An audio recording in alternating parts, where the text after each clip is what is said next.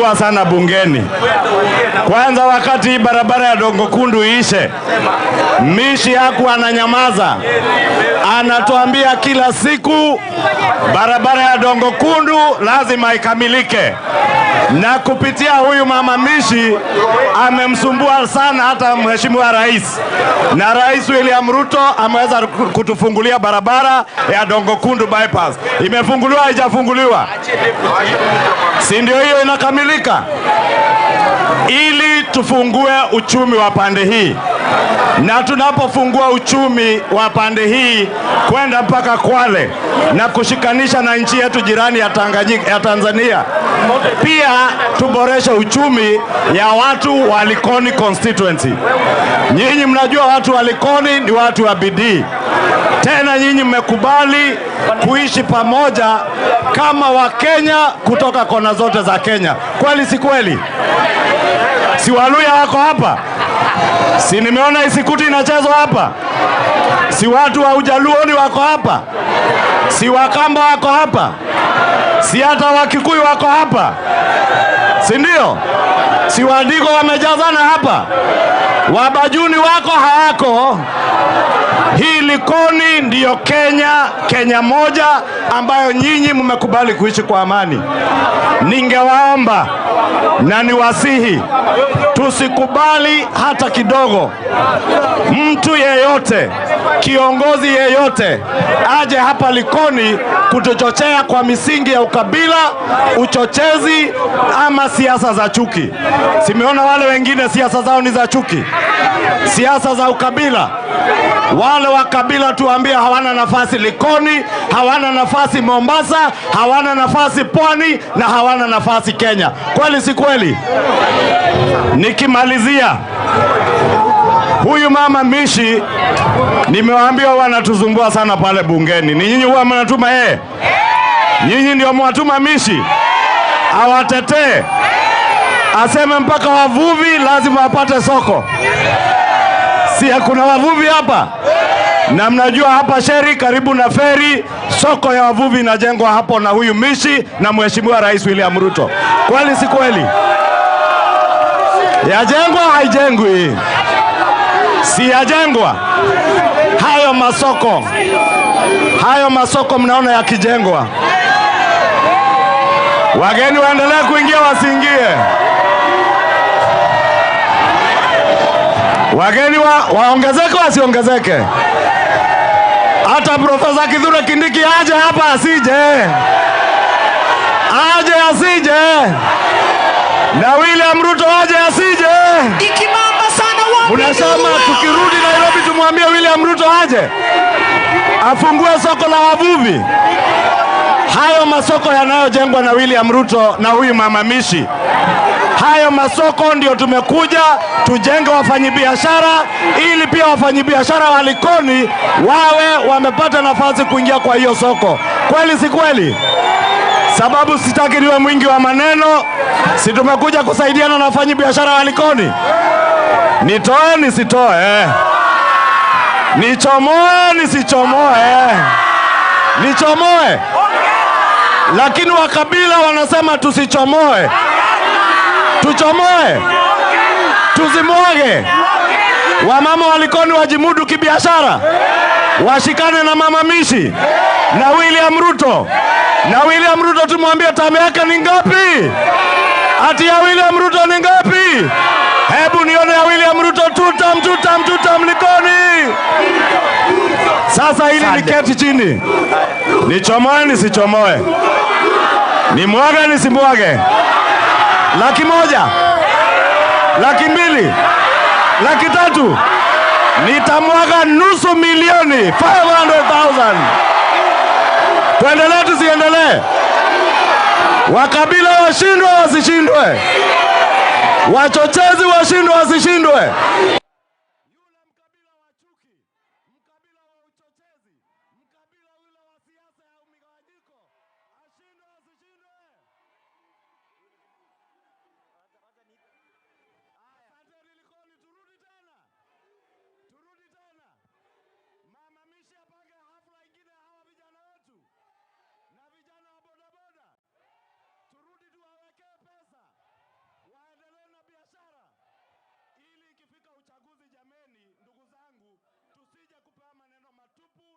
chuki, ya ukabila, ya migawanyiko. Kila kiongozi aje atuonyeshe kazi yenye amefanya ile term amepewa, si ndio? Sisi hatuulizi term mbili za William Ruto za maneno. Tunauliza term mbili za kazi bila breaks. Kazi bila nini? Na term ya Mama Mishi ni bila. Tatu bila nini? Na ya Mama Zamzam mbili bila. Asante. Na gavana wetu bila. Asante. Haya. Huyu Kimani Ichung'wah anatosha atoshi? Akuja asikuje? Sasa nitafanya hivi ili maneno iende sawa. Nitaita Ng'eno, lakini mwenye atendesha program sasa ni Mheshimiwa Osoro. Wapi kelele ya Mheshimiwa? Alafu Osoro aendelee na wale wengine. Kimani, utuongoze tuende mbele. Mimi nirudi hapa nisirudi? Nilale nisilale? Kwa nani hapa? Ng'eno aendelee siendelee? Wanalikoni Wanalikoni mupo? Leo ni leo, asemaye kesho ni leo. Tumejaa hapa, tumetoka mbali, lakini tumesema lazima tukuje kwa minajili ya kusaidia mama wetu, rafiki yetu, mjumbe wenu Mishi Mboko. Mumetupokea? Na sisi tunasema huyu mama anatosha atoshi? Anatosha ama hatoshi? Huyu mama ni mnoma. Alipoingia bunge sisi wengine tukanyamaza, kwa sababu akishika mikrofoni namna hii maneno ndiyo hayo inaanguka chini. Kwa hivyo leo tumesema, kwa sababu huyu mama tumefanya kazi na yeye huko bungeni, na wakati rais wa Jamhuri ya Kenya aliposhikana na Raila Amolo Odinga, sisi tukasema in our broad-based government lazima tutembeleane, ndione tuone maendeleo iko wapi, tuende tusaidiane. Na nipoza leo tuko hapa kusaidia wakina mama, kuwainua. Wamama oye! Wamama oye! Mko chonjo? Sisi tumekuja kwa minajili yenu, na lazima tuwaletee pesa ndio hata nyinyi muanze biashara yenye inastahili, yenye iko na heshima. Na ninataka tu kwa ufupi niseme tuendelee, tusaidiane, tukae pamoja. Ruto tu! Ruto tu! Mishi Mboko tu! Mishi Mboko tu! Aende mpaka ine! Ajaze ile asijaze! Asanteni sana, nimewaletea shilingi 1,100. Haya. Sawa. Likoni oye! Likoni oye! Sasa nimekuwa dereva kutoka hapa hadi mwisho, sio? Kuna viongozi pia wanataka kuondoka waelekee kule kwingine. Mnataka kuwasikiza? Mnataka kusikiza? Na mnazungumza, mnatoa pesa za maana hapa, watu wanataka pesa. Mheshimiwa Badi oye!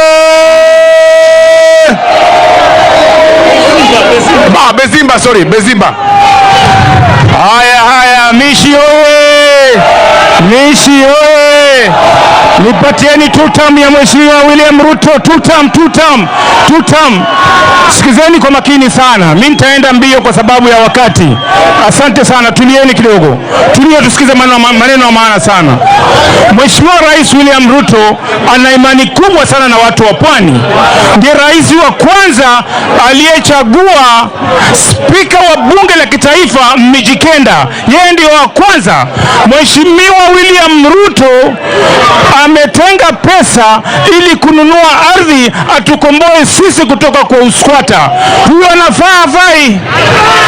Mheshimiwa William Ruto ameweka makabila yote makubwa na madogo pamoja kama Wakenya, na hiyo sisi kama Wapwani, hiyo ni nafasi yetu nzuri ambayo tushikane kama taifa moja, tutakuwa na nafasi siku moja Mheshimiwa Hassan Joho awe rais wa taifa hili. Hamtaki kuwa rais nyinyi? Mwamtaki kuwa rais? Asanteni sana. Ngoja. Wapi nduru ya naibu wa rais wa Jamhuri ya Kenya? DJ nipatie ngoma ya naibu wa rais kwanza. Haya. DJ nipatie ngoma ya naibu wa rais tafadhali. Na sisi wote namna hii. Hivi.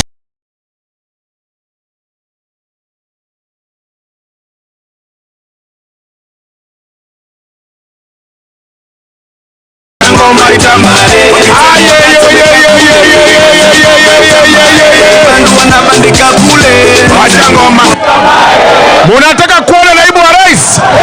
Munataka kumuona? Ngoma itambae. Haya, ndio huyo anakuja mumuone. Wewe DJ nipatie. Wewe twende.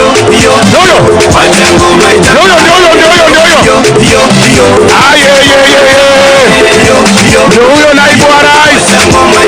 Haya, twende.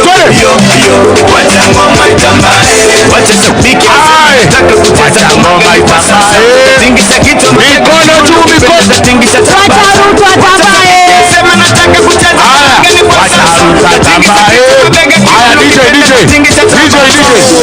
DJ, wengine wote turudi, tuache naibu wa rais peke yake hapa. Wengine wote turudi. Vijana oye! Tutulie sasa. Wimbo wa taifa. Ndio wimbo wa taifa.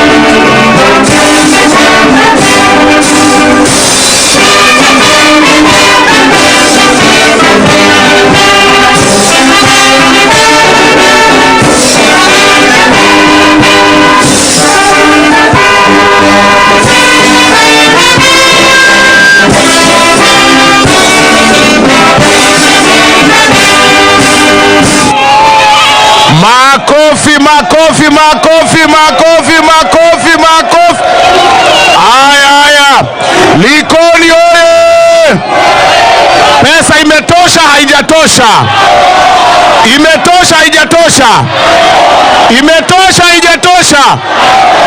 Wale vijana na mabango tafadhali tutulie. Nataka sasa tuende kule Mvita. Nataka tuende wapi? Semeni Mvita oye! Haya, Likoni oye! Mambo haya, leo tumekuja kuchangia kina mama. Mumewahi kuona hii kwa serikali zingine zote? Hii ni serikali ya William Samoei Ruto. 2 terms, tupe mkono. 2 terms. Walikuja akasema sisi hatuna shares. Sasa leo wanasema sisi ni makazeni. Hatuwezi kuwa cousins wao, walitukataa mapema. Na sisi kama watu wa Mombasa, ukikopesha robo tunakulipa kilo, si ndio? Wametukopesha sanjo, tutalipa kilo kwa kura zetu nyingi. Mimi nitatoa mchango wangu, nishipokea mchango wangu bana, 100,000. Makofi tafadhali. Wewe, wale vijana wale wa mabango tutulie. Msiharibu function ya mwenyewe. Mnatulia, weka mabango chini. Muweke mabango chini tafadhali. Wekeni mabango chini. Hii function ya Mheshimiwa Mishi Mboko. Hapa ni Mishi Mboko. Hapa ni nani? Hapa ni kwa nani? Hapa ni kwa nani? Sijasikia hapa ni kwa nani? Lugha tunaelewa hapa ni Mishi Mboko. Lugha ya pili tunaelewa hapa ni Abdul Swamad. Lugha ya tatu tunaelewa hapa ni Ali Hassan Joho. Iko sawa ama iko sawa? Iko sawa ama iko sawa? Ukitumwa siasa hapa kuharibu mkutano ya Mishi, wewe ndio tutaharibu sura. Iko sawa ama iko sawa? Hapa ni kwa nani? Hebu nione mikono ya Mishi Mboko, Mishi Mboko, Mishi Mboko, Mishi Mboko, Mishi Mboko. Yes. Mishi. Mishi. Mishi. Mishi. Haya, sasa tunaendelea. Wacha tuende kwa mama wa kaunti wetu, Mama Zamzam. Haya, asante sana. Asante sana Kisauni. Asante sana Likoni. Likoni. Kina mama pesa zimekuja zijakuja? Pesa zimefika zijafika? Tunasema William Ruto tutam. William Ruto. William Ruto. Asanteni sana. Mimi nichukue fursa hii niweze kumshukuru dada yangu Mishi Mboko kwa kuweza kuandaa mkutano huu mzuri sana, na niweze kusema Kenya tunasonga mbele tukiwa pamoja. Kenya tunasonga mbele tukiwa pamoja. Na mimi nataka niseme hivi, jamani, hii Kenya bila amani leo tusingekuwa hapa. Mimi nataka nitambue serikali imefanya bidii kuhakikisha tumeingia broad based government ili Kenya iwe na amani. Na mimi nataka niseme hivi, walimdharau sana Raila Amolo Odinga, lakini baba akasema hawezi kuacha Kenya iungue, na yeye yuko. Akakuja akatupatia kina Hassan Joho, akatoa kina Mbadi, akatoa na wale wengine. Sasa Kenya inaenda mbele kwa uongozi wa William Samoei. Na wale ambao walikuwa wanasema makazi, tunawaambia kazi sawako Likoni. Hapa Likoni tunasema ni William Ruto tutam, si ndio hivyo? Alafu Mheshimiwa Deputy President, mimi nina ombi lako kwa hawa vijana wetu hapa. Kazi mtaani imekuja, lakini Mombasa tumepewa kidogo sana. Haiwezi kutosha hawa vijana. Vijana Gen Z tunamwambia naibu wa rais tuongezee kazi zile. Nairobi wamepewa 48,000, lakini Mombasa tumepewa 3,000 peke yake. Hawa vijana hawana ajira. Tunataka ajira ije ndani ya Mombasa. Na niweze kusema Mheshimiwa Governor, na wewe ulikuwa na ile Mombasa yangu, naomba pia uongezee Mombasa yangu. Hawa vijana tukichukua ya president na ya hapa ya governor, mambo yatasonga mbele. Kweli si kweli? Kweli urongo? Waingo. Sasa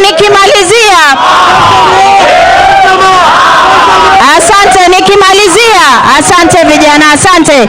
Nikimalizia, mimi nataka niwaambie hivi wana Mombasa, sisi mara hii tunamsupport William Samoei Ruto, lakini wakati ukifika 2032 tunasema tuko na mtoto wetu wa pwani Hassan Ali.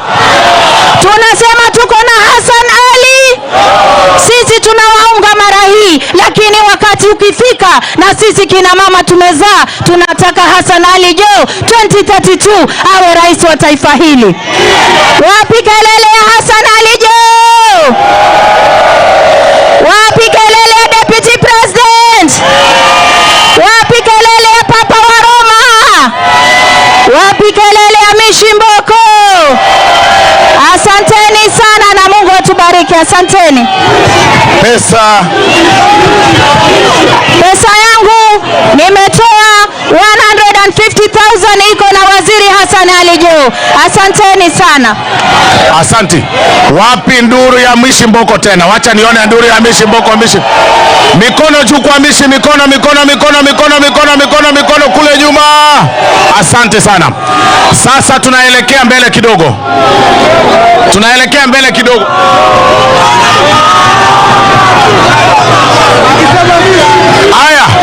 Sasa naharibu protocol kidogo.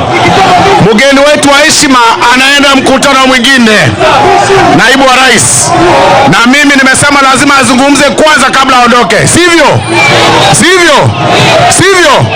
Wacha mheshimiwa Mishi amkaribishe. Likoni oye! Mazee hapa Likoni, hii mkutano ni ya kuchangia kina mama na vijana na kuongea sera za Daktari William Ruto. Mshenzi yoyote ambaye anataka kuongea maneno yake afanye mkutano wake nje, na mkicheza you will see fire here. Mtu asilete ujinga kwa mkutano ambayo tunakuja kuuza sera za rais, tunakuja kuuza sera za serikali, tunakuja kuchangia vijana na kina mama. Likoni oye! Likoni oye! Nipatie tutam ya rais William Ruto. Tutam ya rais William Ruto. Ruto, Ruto, Ruto, Ruto, Ruto, Ruto, Ruto. Likoni oye! Mimi nataka kuchukua nafasi hii kumshukuru Profesa Kindiki Kithure ambaye ametumwa na rais wetu wa Jamhuri ya Taifa la Kenya. Nimshukuru Mheshimiwa Ali Hassan Joho, kijana wetu ambaye amepatiwa wizara na rais wetu mpendwa. Nimshukuru Waziri Mvurya ambaye pia amepatiwa wizara na rais. Tumshukuru Papa wa Roma Wetangula Masika, ukitaka utamuita Weta aka Weta. Tunataka kuwashukuru wote kwa kufika Likoni. Majority leader yuko hapa, Mama Achani governor kutoka Kwale yuko hapa. Wapi kelele yake? Abdul Somad Sharif Nasir, governor wa jimbo la Mombasa. Wapi kelele yake? Speaker Aroro, wapi kelele yake? Wajumbe wote na maseneta na wale wamefika wote, hebu tuweke ngoma hapo kidogo tuweze kucheza ya kumkaribisha.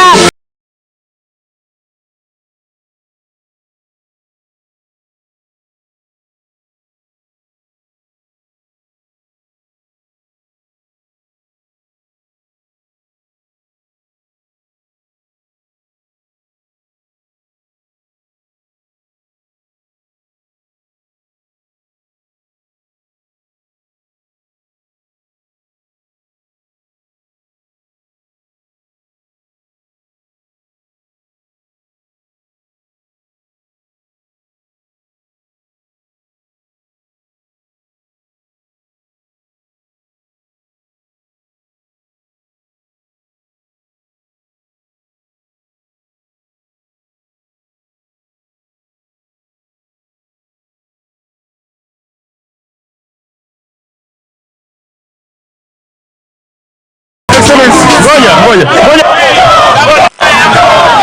Halo, Likoni oye! Likoni oye!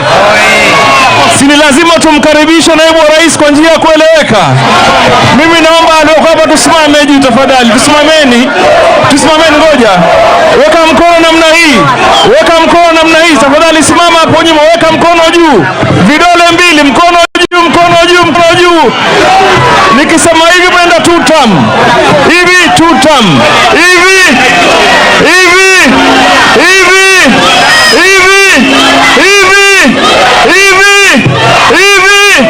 Namna hiyo.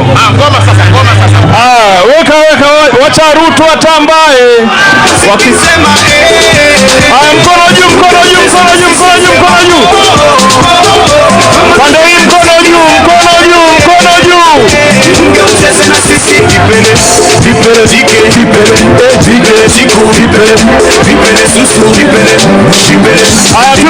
Wakisoma wanachomeka kule, wacha Ruto atambaye.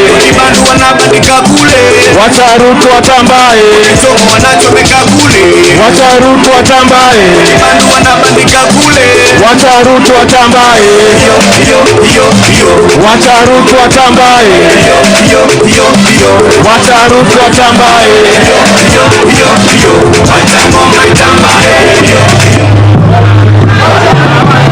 Haya, Likoni hoye!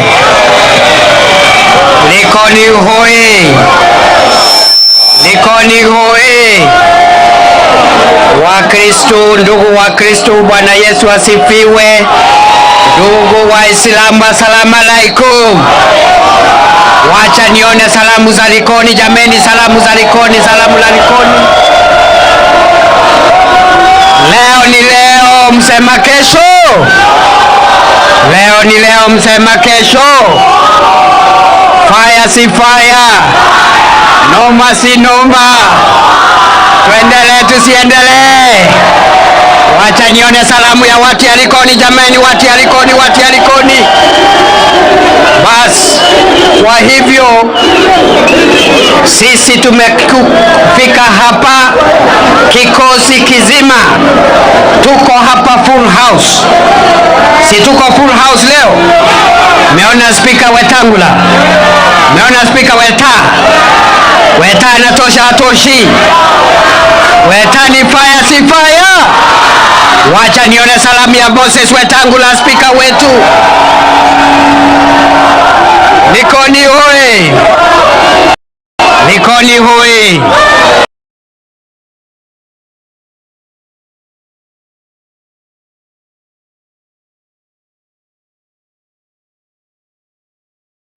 Leo tumekuja hapa vile vile 001 Johnny fire si fire, Johnny noma si noma. Wacha nione salamu ya Ali Hassan Joho jameni, Ali Hassan Joho. Na mimi nauliza, tuko na mama Mishi Mboko hapa. Mama anatosha atoshi? Mama Mishi Mboko anatosha atoshi? Wacha nione salamu ya Mishi Mboko jameni. Umeona viongozi wengine wa Pwani, tuko hapa chungu nzima. Umeona Salim Mvurya, waziri wetu ambaye alikuwa gavana wa Kwale. Mvurya anatosha atoshi? Salim Mvurya anatosha atoshi? Wacha nione salamu ya Salim Mvurya jameni, ndugu yetu waziri. Mumeona gavana wa Mombasa hapa. Mnajua gavana wa Mombasa anaitwa Abdul Samad Sharif Nasir. Anatosha atoshi? Wacha nione salamu ya gavana wa Mombasa Abdul Samad jameni. Na huyu mama Achani, mnajua mama Achani, gavana wa Kwale. Anatosha atoshi? Anatosha atoshi? Mama ni fire si fire? Wacha nione salamu ya gavana Achani wa Kwale. Bas, wenzangu wana Likoni, yangu leo itakuwa machache. Kwanza,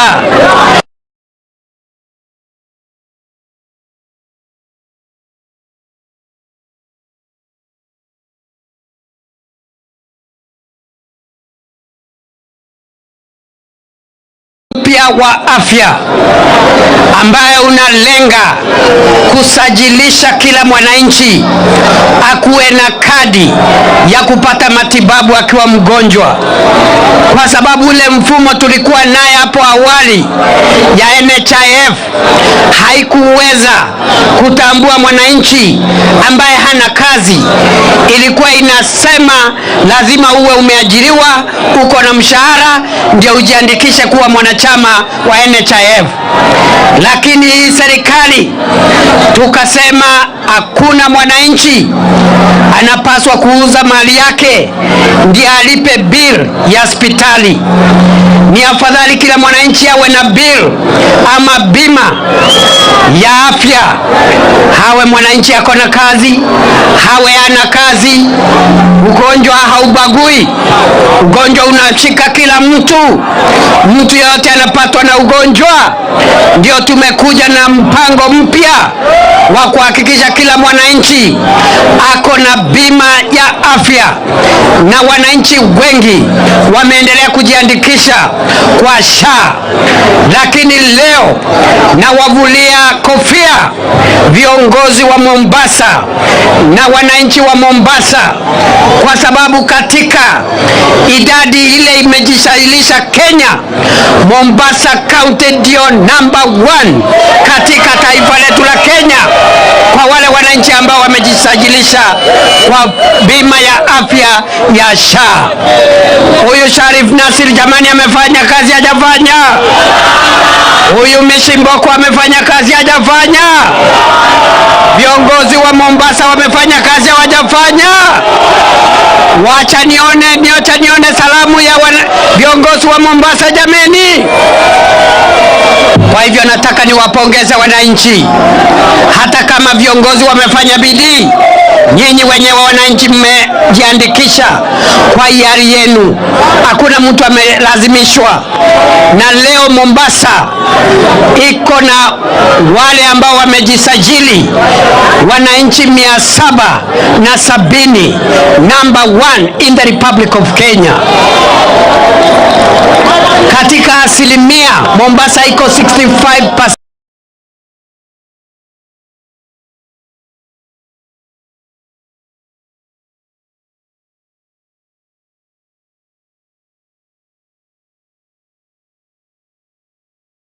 Iko 65%.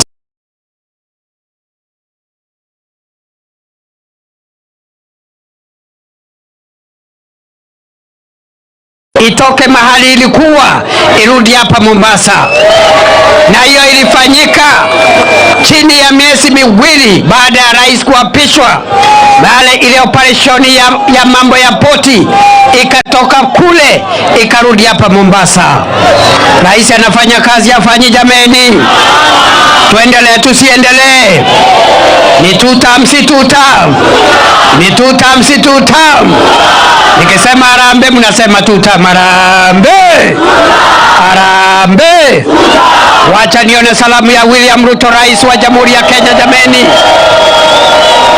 Siku hizi yeye na mpinzani wake mkuu Mheshimiwa Raila Odinga wako pamoja kwa sababu ya kuunganisha taifa la Kenya, kwa sababu muungano wa Kenya, umoja wa taifa ni muhimu kuliko mashindano ya kura na uchaguzi.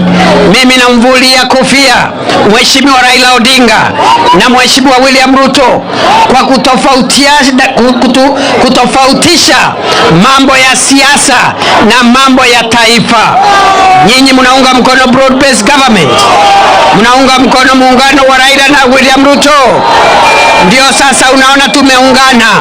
Tuko hapa watu tulikuwa Kenya Kwanza, tuko hapa watu tulikuwa Azimio, tuko na Hassan Joho sasa ni waziri wetu, tuko na mimi mama Mishi Mboko hapa, tuko timu moja. Tuendelee tukiwa pamoja, tuendelee tusiendelee, tuendelee tusiendelee. Wacha nione wale wanasema tuendelee na broad based government, broad based government. Jambo la tatu, Likoni hoye, Likoni hoye.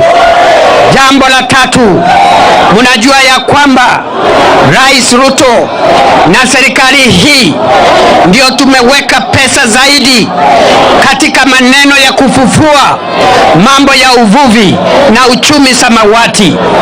Tangu Rais Ruto aapishwe, miaka miwili, zaidi ya miaka miwili imepita sasa, Rais Ruto amehakikisha kwamba mawaziri wake wa mambo ya uvuvi na uchumi samawati wanatoka hapa Pwani. Tulianza na Salim Mvurya, akafanya kama miaka miwili, akaenda wizara ingine. Sasa Hassan Joho ndiye anasimamia hiyo mambo ya uvuvi. Nyinyi mnaunga mkono hiyo maneno? Mnaunga mkono hiyo maneno?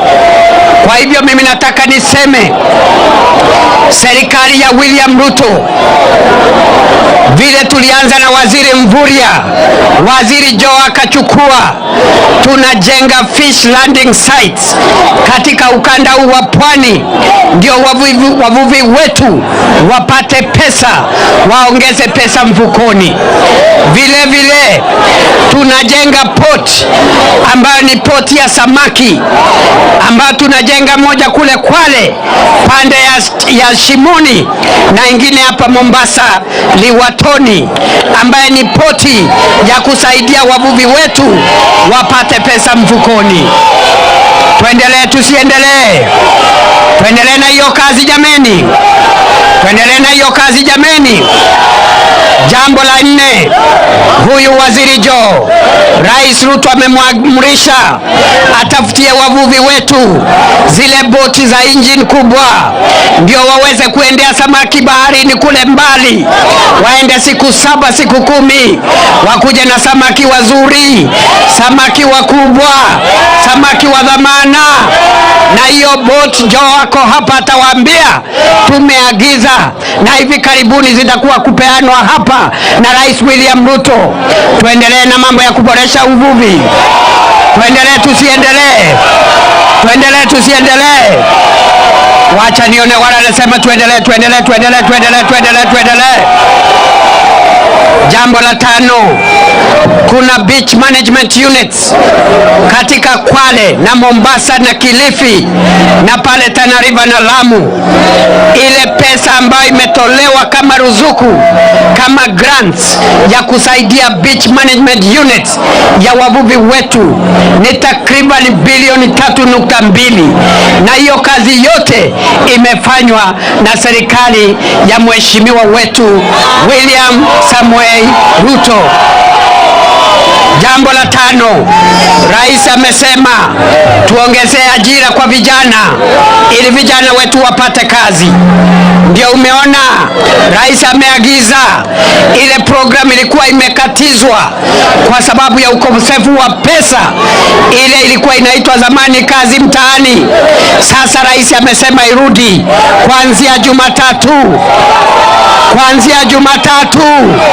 Kuanzia Jumatatu ile kazi mtaani inarudi Mombasa, inarudi Likoni, ili Rais hakikishe vijana wamepata ajira.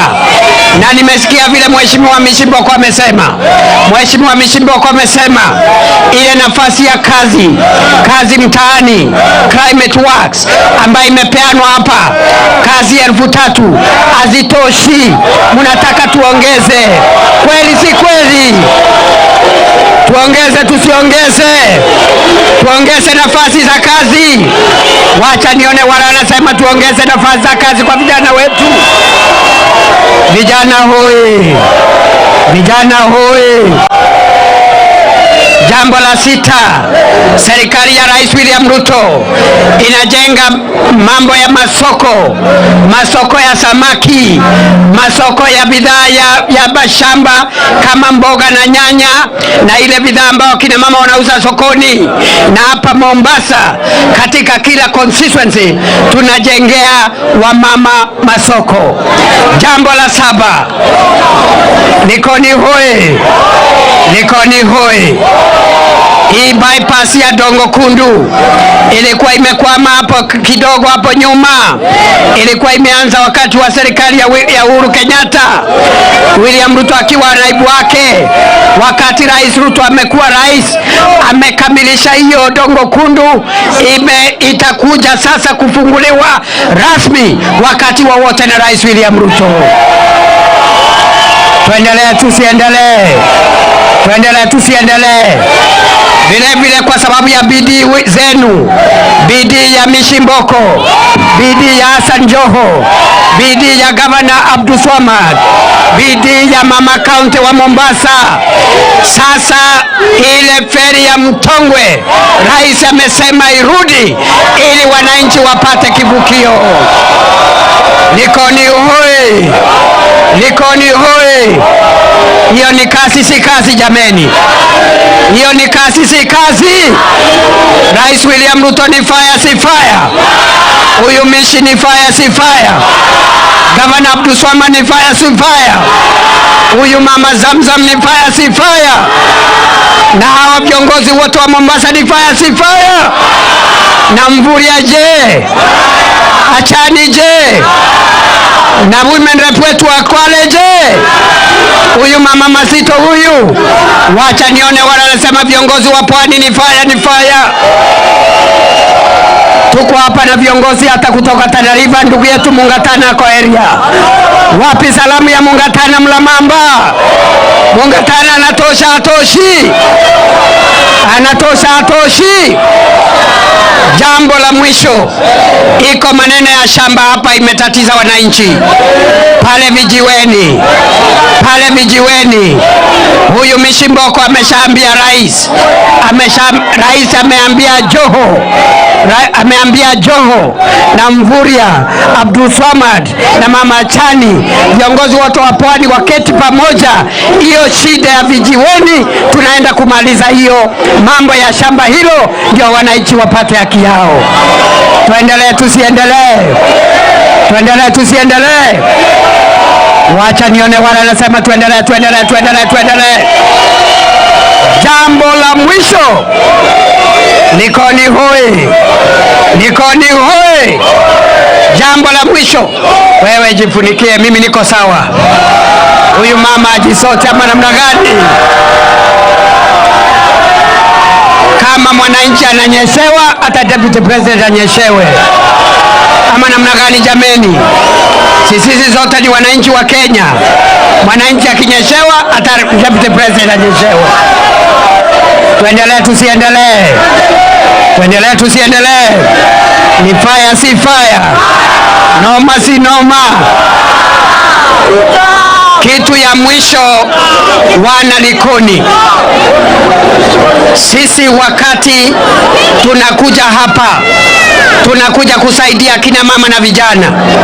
Sisi tukikuja hapa Mombasa na Likoni, tunakuja kutatua shida ya mashamba, tunakuja kutatua mambo ya uchukuzi, mambo ya feri, mambo ya uvuvi, mambo ya stima, mambo ya masoko. Hiyo ndio tunasema ni kazi bila break.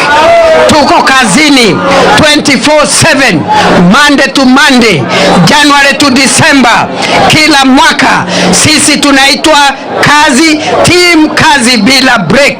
Kamanda wetu ni William Samoei Ruto.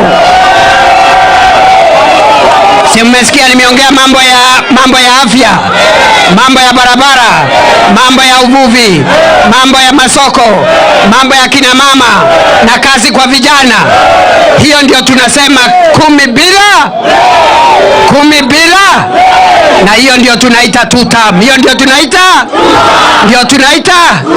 hiyo ndio tunaita. Iko grupu ingine ya watu wanazurura hapa wakigawanya taifa la Kenya kwa misingi ya kikabila, kwa misingi ya dini, kwa misingi ya kimaeneo.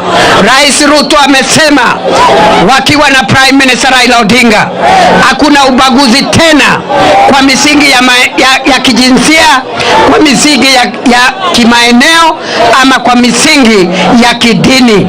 Kenya ni moja, kutoka pwani mpaka magharibi, kutoka kule uko Turkana mpaka kule Namanga. We have one country and we must stay united.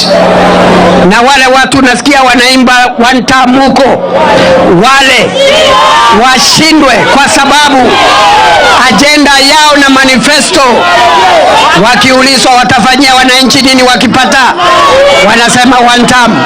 Wakiulizwa agenda yao ni nini, wanasema Ruto must go. Wakiulizwa wako na program gani ya mambo ya uvuvi, wanasema Kasongo. Waende wasiende? Waende wasiende? wakanyange kubwa kubwa, waende wakiendanga. Wacha nione wale wanasema waende wakiendanga jameni. Wakikuja hapa wale muwaulize wamefanya nini. Wao walikuwa kwa mamlaka, wengine walikuwa makamu wa rais, wengine walikuwa mawaziri. Siku ile walikuwa na viti kama sisi, walikuwa wanakuja hapa kuongea mambo ya jamii hii na sio jamii ile ingine, wakigawanya Wakenya na kuambia Wakenya wengine hawafai na hawatoshi na kura zao ni chache. Wakati wao umepita, waende wakiendanga. Hiyo ndio maana tunasema hao watu wakanyange kubwa kubwa, na tunasema ni tutam. Ni tutam si tutam. Ni tutam si tutam. Ni tutam si tutam. Tukisema tutam ni kusema ile barabara imejengwa hapa Mombasa ikiwemo ya Dogo Kundu, tutam tuongeze barabara za Mombasa. Tukisema tutam, wale wa Kenya milioni 24 wamejiandikisha kwa SHA. Tutam, hao wa Kenya wajiandikishe 55 million.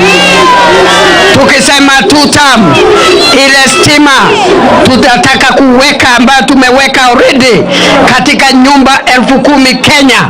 Tutam, tunataka 15,000 households with power, 15 million households with power in Kenya. Kama tumeanza kujenga manyumba 400 ama masoko 400 kwa tamu moja, tutam masoko 1,000. Tuendelee tusiendelee? Tuendelee tusiendelee? Tuko pamoja, tuko gangari. Sisi mutakubali hiyo maneno ya bure? Twende sambamba kama Wakenya. Kwa hivyo watu wakikuja hapa, musisikize mambo ya ukabila, musisikize mambo ya kugawanywa. Waulize, Rais Ruto amefanya hivi, wewe wakati ulikuwa na kiti ulifanya nini? Mwisho, tumekuja hapa kwa mchango wa kina mama na vijana. Kweli si kweli? Na mimi wakati nimeambia Rais Ruto nakuja hapa, alinituma na salamu. Mmepokea salamu ya William Ruto? Wacha nione salamu ya rais wale wamepokea jameni.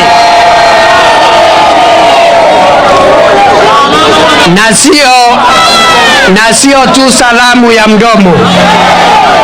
Amenituma na salamu, ile salamu ya kusimama na wananchi. Niseme nisiseme? Niseme nisiseme? Nitangaze nisitangaze? Wacha nione wala anasema niseme salamu ya rais, salamu ya rais. Kwa hivyo mimi nawaacha hapa kwa usukani wa huyu Mama Mishi Mboko, na niko naacha hapa salamu za upendo za Rais William Ruto. Mnataka kujua ni ngapi? Niseme nisiseme? Kwani muko na fununu? Kwani muko na fununu? Muko na fununu? Muko na fununu? Kwani ni 50,000? Aongeze ni 100,000. Rais aongeze ifike 200,000. Aongeze na ikifika 300,000 bado haijatosha. Rais aongeze kwa sababu ni mtu ya kusema na kutenda. Ifike 400,000 na 500,000, 600,000. Mumekataa mpaka mdosi aongeze. Aongeze donge no. Wangapi wanasema Rais William Ruto aongeze?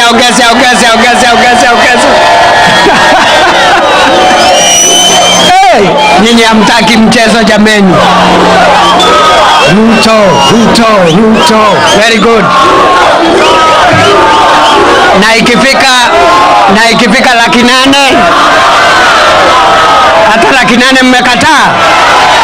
800,000 na 20,000, 900,000, 900,000 na 50,000, 990, bado mmekataa. Rais aongeze.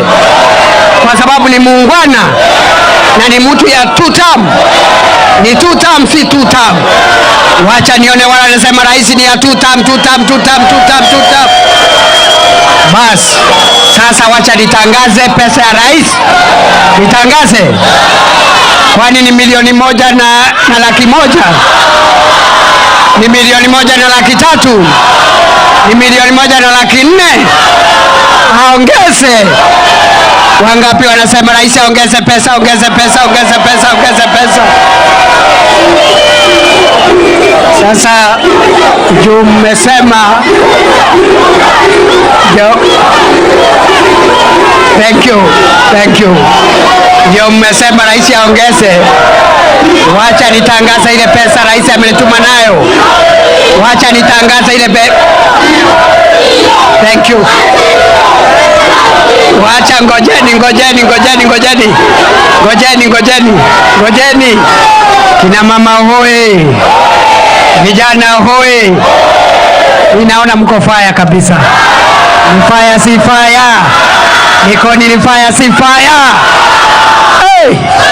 Mimi nimewavulia kofia jameni. Kwa hivyo Rais William Ruto ametuma salamu za upendo shilingi 1000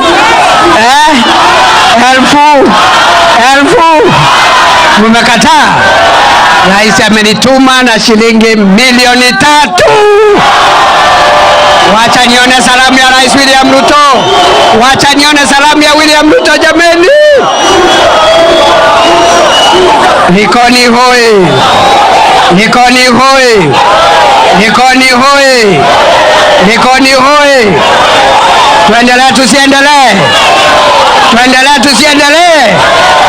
Tuendelee tusiendelee? Niko na swali. Niulize. Niko na swali. Nimesikia kina mama. Niulize swali. Niulize nisiulize. Niulize watu ya Likoni. Mimi nauliza hivi. Si mimi nimeleta pesa ya rais?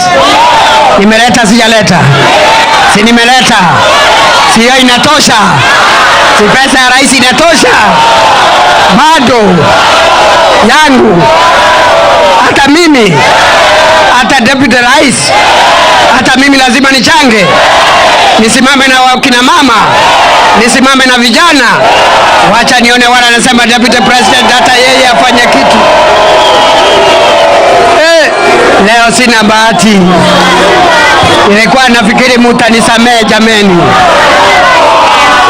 Likoni hoi. Nyinyi ni fire si fire. Mimi naona nyinyi mmejipanga kweli kweli. Likoni ni fire si fire. Likoni ni noma si noma. Wacha nione salamu ya Likoni.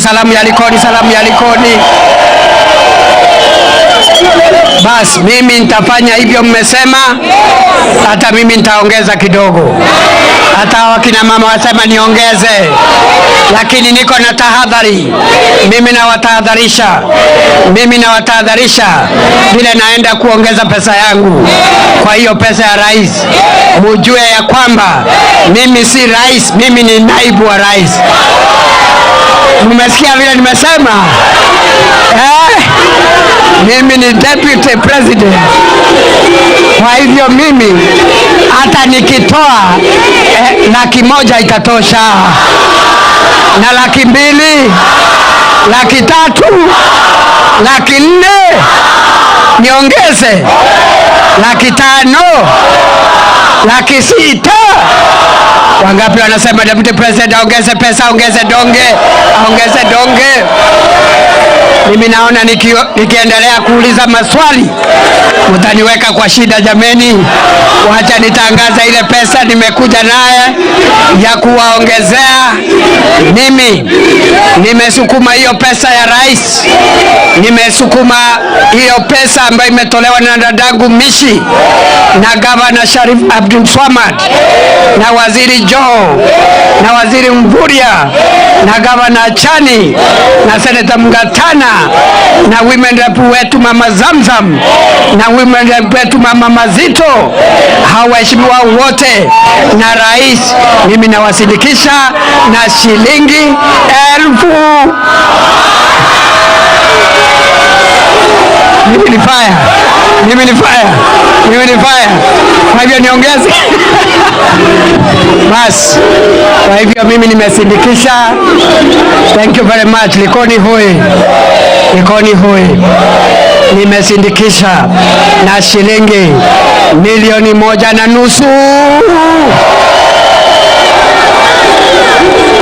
Hiyo pesa na wacha hapa ama namna gani? Wacha sasa. Mungetaka tuendelee kuchanga pesa? Pesa bado haijatosha ama namna gani? Tuendelee tusiendelee? Wacha sasa nimuite 001 gavana wa zamani Waziri Hassan Joho. Wacha nione salamu ya Joho.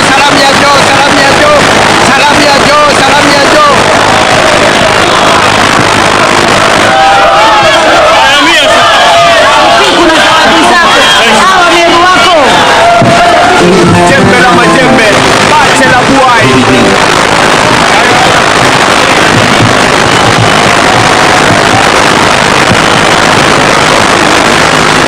Jamaa wanafanya nini?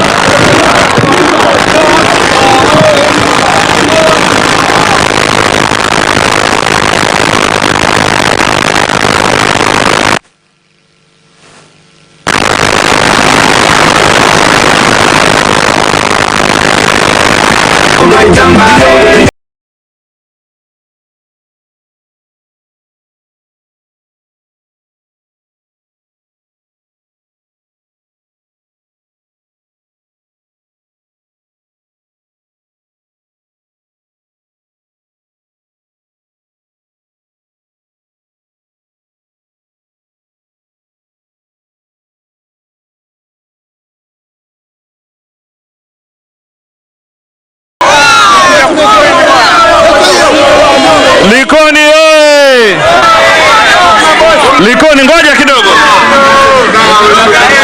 Likoni, mwamjua Chikuze mwamjua? Apige kitu hapa. Haya, Chikuze. Si vibaya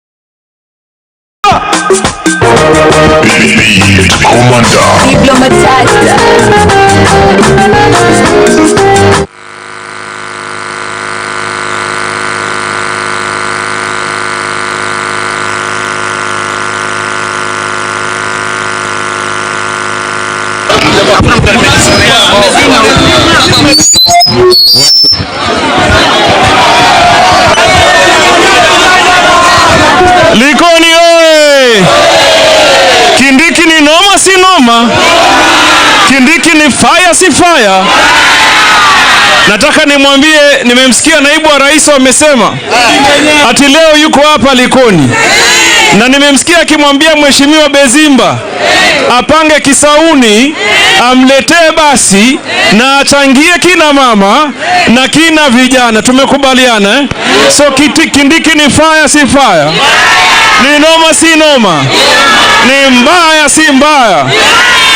Chikuzee uko wapi? Wewe Chikuzee, hebu furahisha kidogo. Yaba mambo vipi?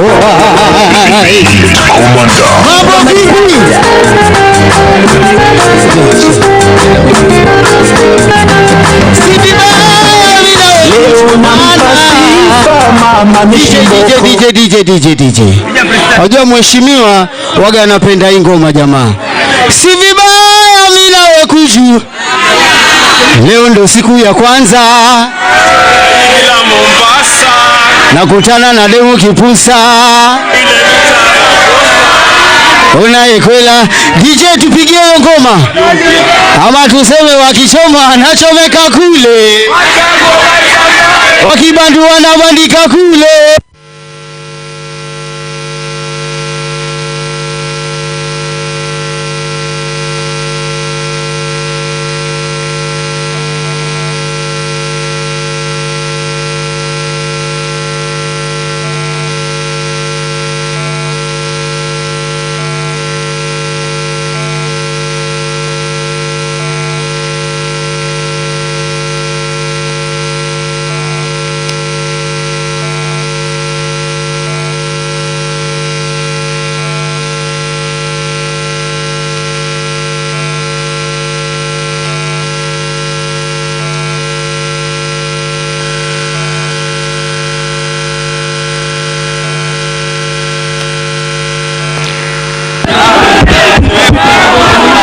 Likoni oye!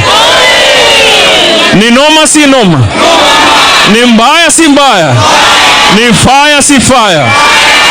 Mimi nataka kwanza niseme nimefurahi sana kuja hapa Likoni. Nimefurahi kuja Likoni kwa sababu niko nyumbani. Likoni niko nyumbani ama siko nyumbani? So mimi nataka niseme, niwaulize wana Mombasa,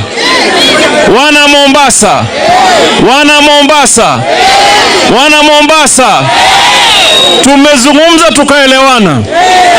Maombi yangu kwenu, kwa sababu nilisema kule ninakotoka kuna watu sahihi wanaongea sana, wanatembea sana. Swali langu kwa Likoni nataka niwaulize, hii Likoni imezaliwa leo kweli? Hii Likoni si imekuwa tangu zamani? Hii shida za Likoni ni tangu zamani? Zimeanza upya? Zimeanza leo? Si tumezizoea, tumekuwa nazo. Mimi nataka niwaulize wana Mombasa kwa jumla, kuna watu ambao wanatembea sahihi. Wengi wao walikuwa manaibu wa rais, mawaziri na vyeo vikubwa katika serikali. Ni kweli si kweli? Ni kweli si kweli? Na nataka munisikize kwa makini. Likoni oye! Nataka munisikize kwa makini. Kuna watu ambao wamekuwa katika vyeo miaka nenda miaka rudi, sio? Sasa hivi wanakuja kwenu wakiwaambia ati nyinyi shida zenu zitatatuliwa na wao. Mmewasikia au hujasikia? Mmewasikia mjawasikia? Kwani Likoni imeanza leo? Shida zetu zimeanza leo? Sasa mimi nataka niwaambie, mimi niko katika serikali ya Daktari William Samoei Ruto, na mimi nikiwa Nairobi juzi nilipigiwa simu na Mishi Juma Mboko, akanambia pale Mtongwe kuna watu katika shamba ambao walikuwa wanataka kufurushwa. Ni kweli si kweli Mishi? Kwamba kuna mtu amekuja amesema shamba ni lake. Ni kweli si kweli? Mimi kama waziri wa serikali nimeinua simu nikapigia county commissioner na mtu yoyote muhusika, usijaribu kufurusha watu mashamba hapa Likoni, haiwezekani. Tumeelewana? Nimemwambia county commissioner watu wetu wa Mtongwe hawawezi kufurushwa katika mashamba yao. Tumekubaliana? Sasa nakuuliza, kama mimi ningekuwa si waziri ningeweza kufanya hivyo? Ningeweza? Si niko hapa? I did not have to call anybody else. I placed the call myself. Nikasema watu waachwe wakae kwa mashamba yao. Tumekubaliana? Nataka niwaulize wanalikoni, and I want to ask you very seriously. Very seriously. Mtu akichagua rais kura, mtu akichagua rais ampigie kura, si yako na matarajio? Yani mimi nampigia rais kura, nataka rais atatue umaskini, mambo ya chakula, mambo ya mashamba, mambo ya barabara, mambo ya masoko, mambo ya elimu, mambo ya kazi, mambo ya ajira kwenda, si namna hiyo? Sasa mimi nataka niwaulize, huyu William Ruto siko kitini? Si ni rais? Nyumba yajenga ajengi? Nyumba yajenga ajengi? Masoko yajenga ajengi? Barabara yajenga ajengi? Afya yoshughulikia shughulikii? Kazi ya vijana amesema haja maiji? Sasa mwataka afanye nini tena? Si namna hiyo? Si namna hiyo? Sasa mimi nataka niwaambie, mimi niko nyumbani hapa Mombasa, Likoni, sivyo? Mimi nikiangalia siku za usoni, mimi ni siku moja nataka kuwa rais wa Kenya.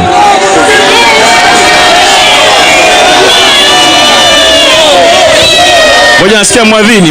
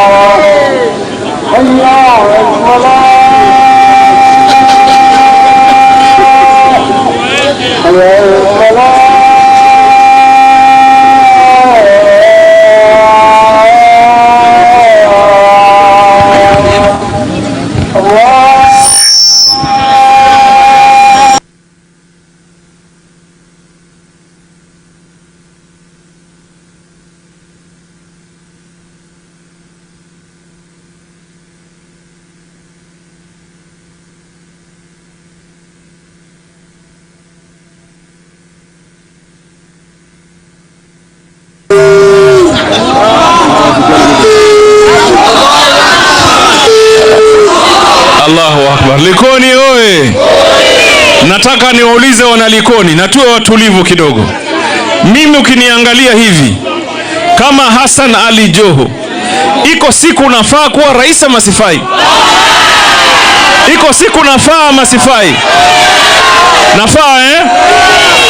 Sasa nataka niwaombe kwa sisi kupata njia ya kuunganisha Wakenya na kuleta usawa na kupigana na ukabila na kuhakikisha kwamba kila mtu anajiona Mkenya kamili kama mwingine, tumuunge mkono William Samoei Ruto 2027 arudi kama tamu ya pili, ashikane na Raila Amolo Odinga, waweke usawa. Ikifika 2032 rais wa Kenya atakuwa Hassan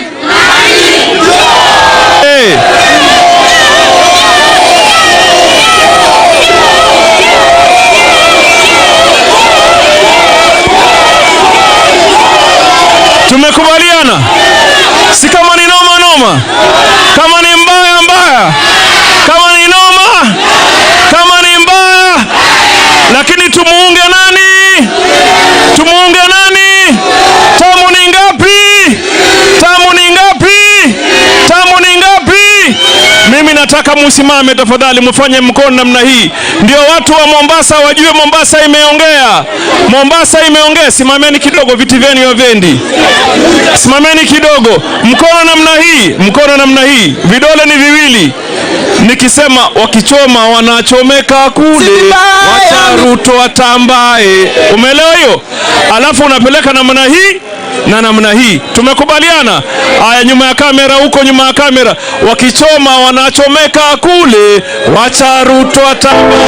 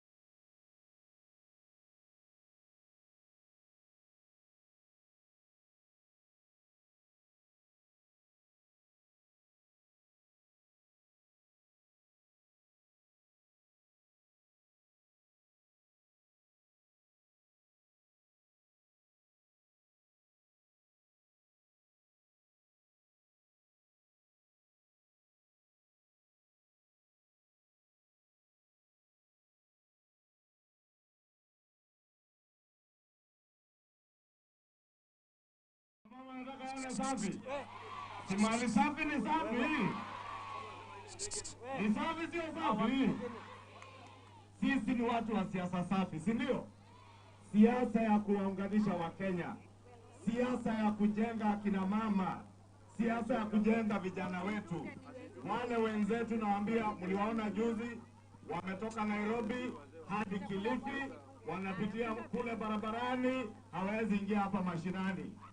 Sababu wanajua yale mambo wanasema huko barabarani ni mambo ya porojo, mambo ya chuki, mambo ya uchochezi na ukabila kochokocho. Sisi na sisi hii yetu tumesema tuungane, tuonyeshe Wakenya kuishi kwa amani, upendo na tuzingatie maendeleo yetu. Huyu kadibali amewajengea mashule. Ile barabara ya Jizoni inaitwa Jizoni Rabai. Ile ya Jizoni Rabai. Simuliona alileta bunge. Tukamsaidia. Akaanza kumwona Mheshimiwa Rais, sasa barabara hii ya Jizoni Rabai ijengwe, ikamilike, watu wa hapa Jomvu wawe ni watu wa kupata maendeleo kama haki kama Wakenya wengine. Kweli si kweli? Masoko pia yajengwa na yanaendelea kujengwa hii Mombasa County.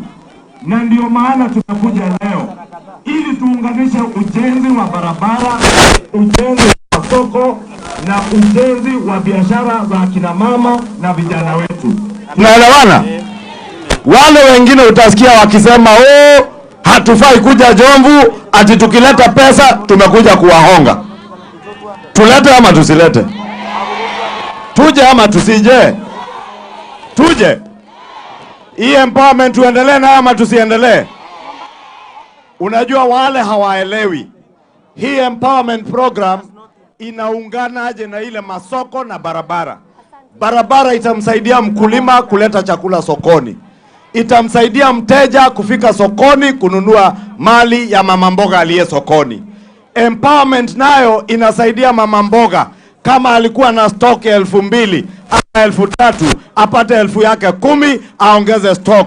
Ili masoko yakijengwa, yale masoko yanajengwa hapa Mombasa, hatutaki masoko yajengwe kisha watu watoke Nairobi, watoke kwingineko, mabwanyenye usemekane ndio wataingia kwa yale masoko ya gorofa. Hayo masoko ya gorofa yanajengewa mama mboga, yanajengewa vijana wetu wachuuzi wadogo wadogo. Hao ndio tunataka waingie kwa yale masoko. Lakini wale wa kabila hawataki tuinue mama mboga ili wao mabwanyenye wakuja wapate zile masoko. Tuinue mama mboga ama tusimuinue? Tumuinue. Nikimalizia, ile timu ingine mumeona ni timu nimewambia ya uchochezi. Ukisikiza maneno yao ni maneno ya chuki, ukabila na mambo ambayo inaleta migawanyiko kwa watu.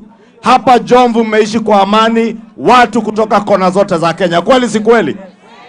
Mwataka amani ama mwataka vurugu? Muishi na ukabila ama na umoja? Sasa kama mwataka amani, umoja na maendeleo, hiyo team inaongozwa na Badi Kithure Kindiki, Ali Hassan Joho na captain anaitwa William Samoei Ruto. Huyo jamaa mnamjua? Na Profesa Kindiki. Hiyo ndege imekuja kutua, iko na Profesa Kindiki, Deputy President wa Kenya. Mnataka atembee hapa ama sitembee? William Ruto tumwambie tukirudi Nairobi aje Jomvu asije? Na atume naibu wake asaidie wa mama ama asiwasaidie? Basi na mimi nikirudi Kikuyu niwaambie nyinyi mmeamua ni umoja wa nchi na maendeleo. Siasa za chuki na ukabila tuziache kando. Tuachie wale wa kabila na chuki tuwaachie. Sisi tuishi kwa amani. Kweli si kweli? Sasa sababu naibu wa rais karibu waingie, hata ashaingia, naambiwa anaingia. Mimi nimekuja kutoka all the way kutoka Kikuyu. Nimewaletea mchango wangu kidogo. Nitoe 100,000? 2? Wacha basi niwape nusu milioni, 500,000. Tuendelee tusiendelee? Hebu nione tutam ya William Ruto ya Jomvu, tutam. Nione tutingiza tutam ya William Ruto. Nikisema harambee mnasema tutam. Harambee! Harambee! Hiyo ni two-term ya maendeleo, two-term ya ujenzi wa masoko, two-term ya ujenzi wa barabara, two-term ya kuunganisha Wakenya na stima, two-term ya umoja wa Kenya. Harambee! Mungu awabariki. Sasa watu ya Chomvu, mnafurahi kusikia sauti ya mama anaitwa, ama waja tukaribishe naibu wa rais. Tusimame na nyimbo. Wapi nyimbo? Wapi nyimbo ya hapa ya tarabu? Tarabu iko wapi? Weka tarabu wewe. Wewe wacha yenu, weka tarabu. Weka tarabu wewe.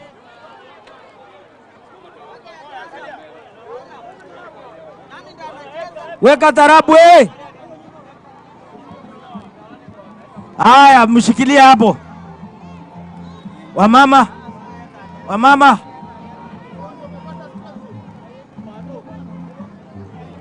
Msimame hapo, msije.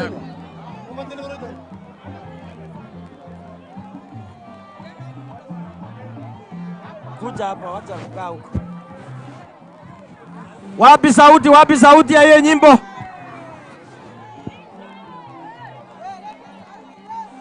Hebu tumkaribishe naibu wa rais na shangwe. Wapi vikelekele ya naibu wa rais?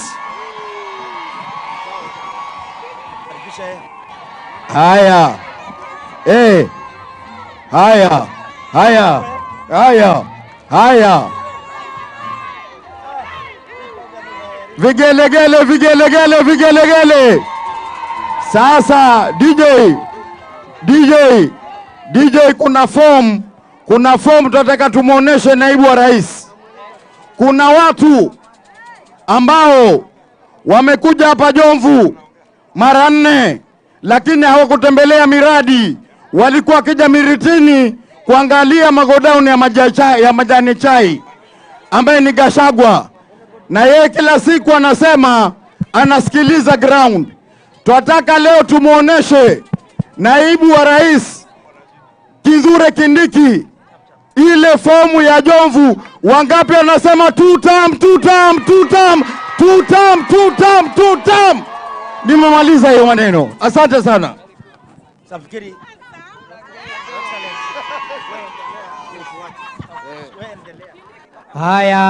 Haya. Jomvu hoye. Jomvu hoye. Wapi ile mic ingine ile?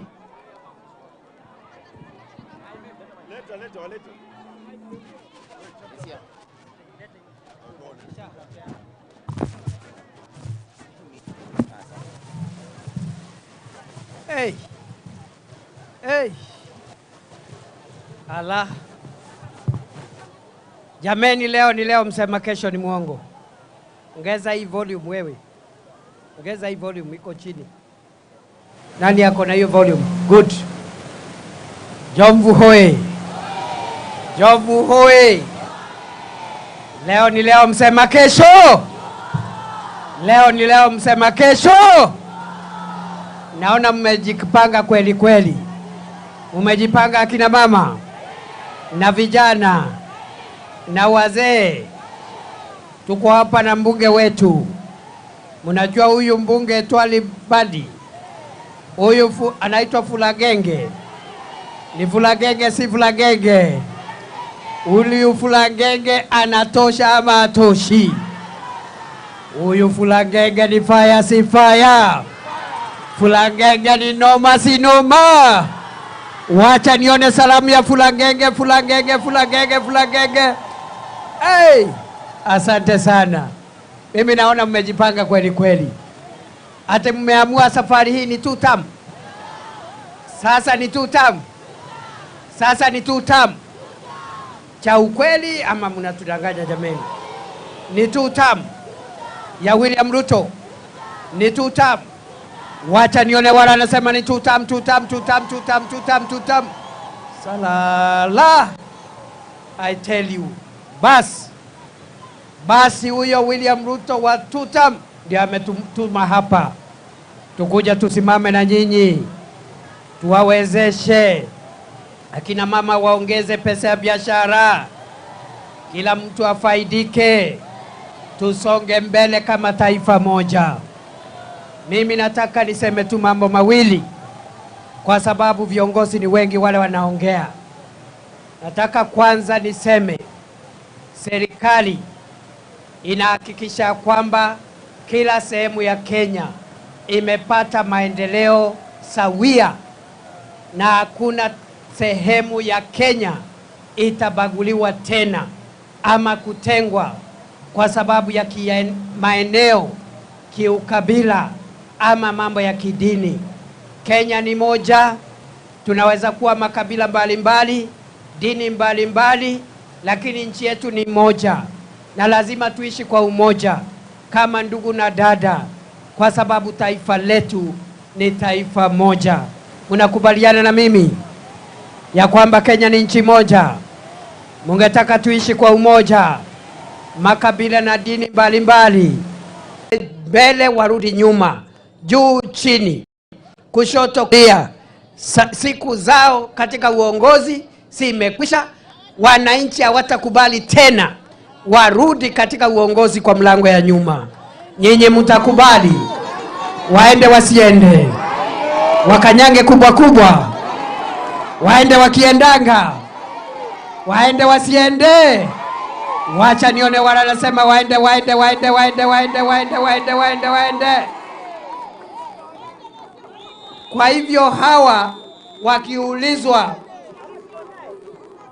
wakiulizwa ndio hao watu wa kazi bila break, ndio hiyo timu kubwa. Si unaona William Ruto pale, naona Speaker Weta, naona Joe 001 na yours truly. Tuendelee tusiendelee? Sasa mimi nataka kusema hivi wenzangu, wale watu wa kisirani, ukabila, ubaguzi, hawaelewi ni kwa nini serikali ya William Ruto, na mimi siku hiyo nikiwa waziri wa usalama wa taifa, hawaelewi ni kwa nini rais alituamrisha tutoe ile mfumo ulikuwa hapo wa ubaguzi wa maneno ya kupatiana vitambulisho. Ati vijana wengine kwa sababu wanatoka Mombasa, wanatoka Garissa ama Mandera, wanapitia matatizo mengi kabla ya kupewa kitambulisho ya kitaifa. Rais alisema hiyo vetting ama hiyo process mrefu ya kusumbua vijana wasipate vitambulisho iondolewe. Watu wa ukabila hawaelewi ni kwa nini tunatoa ubaguzi. Nyinyi mnataka ubaguzi ama mnataka umoja wa taifa? Mnataka ubaguzi ama mnataka umoja wa taifa? Tuendelee na kutafutia vijana ajira jameni. Tuendelee na kuondoa ubaguzi. Tuendelee kujenga barabara. Tuendelee kuleta bima ya afya. Tuendelee kusimama na biashara ndogo ndogo. Tuendelee tusiendelee? Wacha nione wala nasema tuendelee, tuendelee, tuendelee, tuendelee, tuendelee, tuendelee. Kwa hivyo that is the difference. The difference is like day and night. On one side, there is a team committed to work for a united Kenya. There is a team committed to work for a Kenya where development is equally shared, irrespective of region, irrespective of religion, irrespective of how people voted. But on the other hand, there is another team of few people who are in power, in high positions. They misuse their power, dividing people, preaching tribalism, preaching division, and we are saying their time is up. Kwa sababu wakiulizwa mtafanyia watu ya Jomvu nini, unasema one term. Ukiulizwa manifesto yako ya mambo ya afya ni nini, wanasema Ruto must go. Wakiulizwa lakini wewe umepanga nini mambo ya ajira kwa vijana ambao hawana kazi, anasema ati Kasongo. Hiyo ni manifesto. Kuna manifesto inaitwa Kasongo? Hiyo ni agenda ya mwananchi? Ni matusi asubuhi, matusi jioni. Sisi tukiulizwa tuko na program ya afya ya SHA, tuko na program ya manyumba ya nafuu, tuko na program ya barabara ya Dongo Kundu, na hii barabara ingine ya kwenda Rabai. Tukiulizwa, tuko na program ya kutafutia vijana kazi kupitia affordable housing program, kazi mtandaoni, kazi majuu na climate works, kazi mtaani.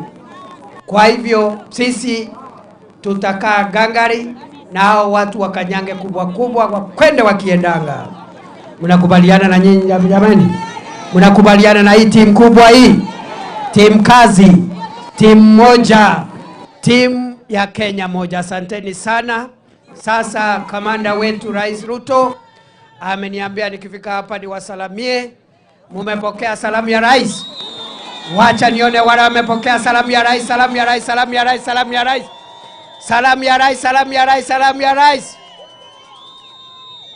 Na amesema kwa sababu ndi kiongozi wetu na tumemwakilisha hapa, amenituma na sio tu salamu ya mdomo, amenituma na kakitu ya kusaidia kina mama.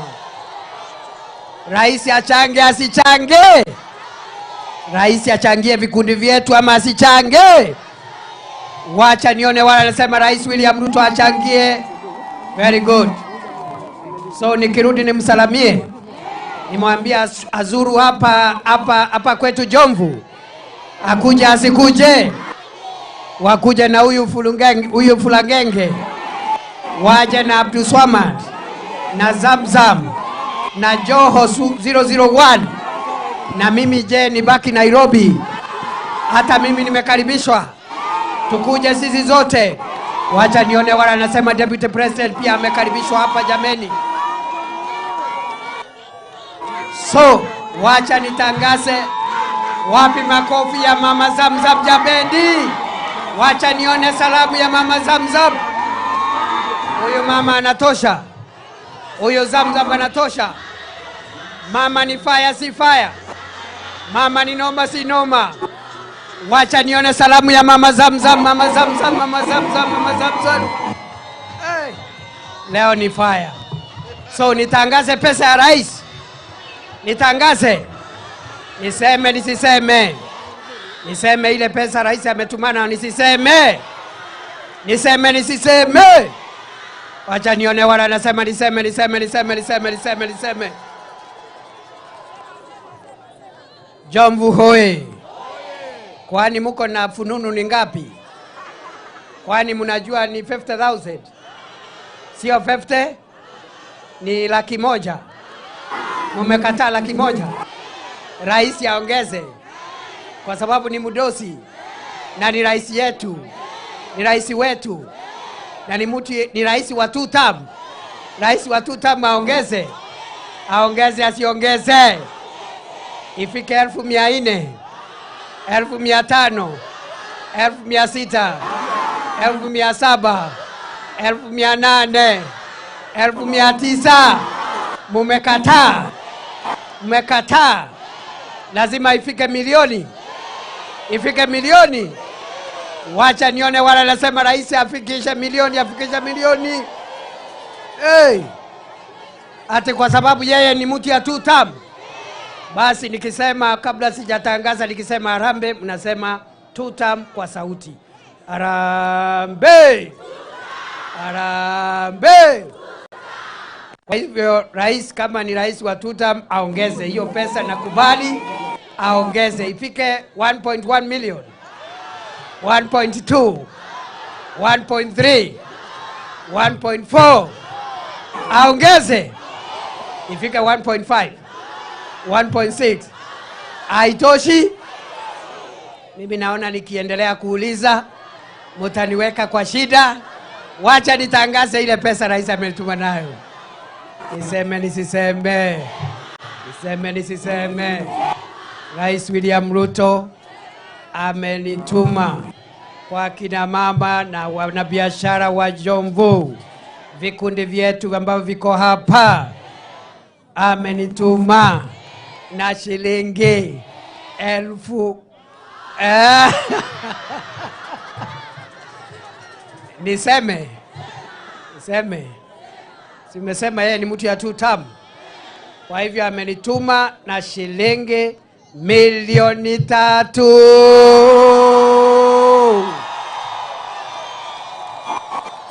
Wacha nione salamu ya William Ruto, salamu ya William Ruto, salamu ya William Ruto, salamu ya William Ruto. Two term. Salam. Hebu sema tena wasikie. Two term. Hii ni fire jameni, fire si fire. Noma si noma. Jomvu ni fire si fire. Wacha nione salamu ya watu ya Jomvu. Fire. Jomvu hoi. Jomvu hoi.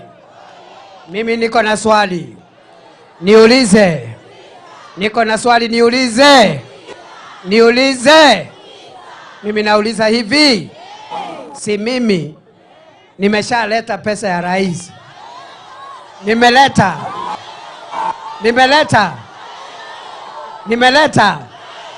No, nauliza nimeleta. So hata kama nimeleta, hata mimi lazima nifanye maneno. Hamwezi kunisamea. Hakuna msamaha. Na vile nimeongea vizuri, na vile nimebeba message ya rais, lazima nifanye kitu. Kwa sababu hata mimi niko hapo kwa 2 term. Hata mimi niko hapo. So mimi nisikue kama watu wanakuja hapa, watu wakubwa wanaongelesha wananchi, wanawaambia kwaherini hapo barabarani. Hakuna hata pesa kidogo ya vijana wa bodaboda. Umeona hao? Ati wanasema 1 term sijui nini, Kasongo sijui nini, alafu wanaenda. Sisi tumeambiwa lazima tusimame na wananchi. Kwa hivyo nimekubali hata mimi nifanye kitu. Nifanye nisifanye. Wacha nione wala nasema nifanye. Wanasema SHA haifanyi kazi, inafanya kazi. Haswa kwa ile inaitwa Linda Mama. Sasa siku hizi mama, wewe ukifanya maneno na mzee, ukipata ile mimba, mtoto anakuwa yuko tayari kufika, unaenda pale kwa hospitali, ukisema umejiandikisha kwa SHA, unajifungua na unaenda nyumbani. Hiyo ni haki si haki? Na hiyo si ni mzuri jameni? Kwa hivyo naomba wale ambao hawajajiandikisha, wale walisema ati Linda Mama iko kwenye SHA, iko pale. Ya pili, mimi ningetaka kusema kama mama, tunataka amani katika nchi ya Kenya. Hapa nimewatembelea Jomvu, nimepata kuna makabila yote hapa. Kuna Wajaluo, kuna Wabaluya, kuna Wakikuyu, kuna Wapwani. Watu wote wako hapa, hata Mijikenda. Kwa hivyo sisi tunataka amani katika nchi ya Kenya. Na kama wamama tunataka kusema wale ambao wanafitini vijana wetu, wanaambia waende kule kwa street, wanaambia waende kule wakauliwe. Tuseme shetani ya shi. Sasa hapa nimesikia kuna soko inawakaribia wamama. Hamtakuwa mkienda kule Kongowea. William Ruto ameweza hajaweza? William Ruto amewaangalia vizuri. Nimeona barabara inajengwa. Sasa mimi nataka kuwaambia, mnataka 1 term ama 2 term? Ni 2 term hapa. Maneno ni 2 term. Na tukasema hakuna mwanaume ambaye ni mzuri zaidi. Anaenda raundi ya kwanza, ya pili, ya tatu. Huyu wenyu Badi nasikia anaenda round 4. Ni mwanaume si mwanaume. Badi ni mwanaume si mwanaume. Anaenda round. Sasa jamani, tukuwaomba hii ya William Ruto ifike 2 term, raundi ya pili. Hiyo iko sawa? Basi nione 2 term ya William Ruto, 2 term. Mungu awabariki sana. Mimi pia nitaondoka, lakini nimekuja kushikilia mheshimiwa wenyu na pia mheshimiwa Zamzam. Kwa sababu ni mama wa maana. Pale kwenye bunge anatupigia Kiswahili akiwatetea nyinyi. Nyinyi ndio mnamtuma kule kwenye bunge. Mama Zamzam akishika microphone pale anasema Mr. Speaker sir. Maneno yake yote ni ya watu hapa Mombasa. Nyinyi ndio mnamtuma huyo mama. Mumemshikilia mama Zamzam. Ameweza hajaweza? Ataenda 2 term si 2 term? Mama Zamzam ni 2 term. 2 term.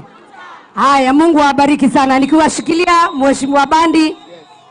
Kwani unataka kunipanga hapa? Oh. Sawa. Mimi nataka kuacha zawadi yangu ili shikilia mama na hata vijana wetu. Na mimi nitaacha shilingi 1,100. Asanteni sana. Huyu Sabina. Huyu mheshimiwa Sabina.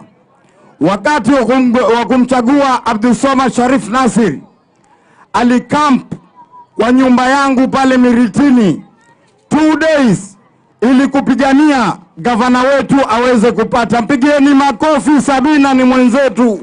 Asante sana Sabina. Wewe yule hujasema anatosha ama hatoshi? Sabina anatosha ama hatoshi? Na mimi ninapiga 4. Ninapiga 3. Na hivi sasa na warm up kupiga cha 4. Nauliza mutanipa cha 5 na cha 6? Nyonyesheni mkono kama mutanipa. Asante. Asante. Mama Zamzam, karibu uweze kutake over mamangu. Asante sana, uendelee na Faruk. Asante. Haya, mnataka kusikia sauti ya kutoka kule Western Mama mwenzenu. Mimi ningetaka muitikie, mnataka kusikia sauti ya mama ama hapana? Aongee asiongee? Mama huyu ametoka kule Busia County, anaitwa Mama Catherine Omanyo. Wapi vikelekele na dansi yake? Wabunge mkuje. Hebu simameni mcheze na Wamama simameni kidogo juu.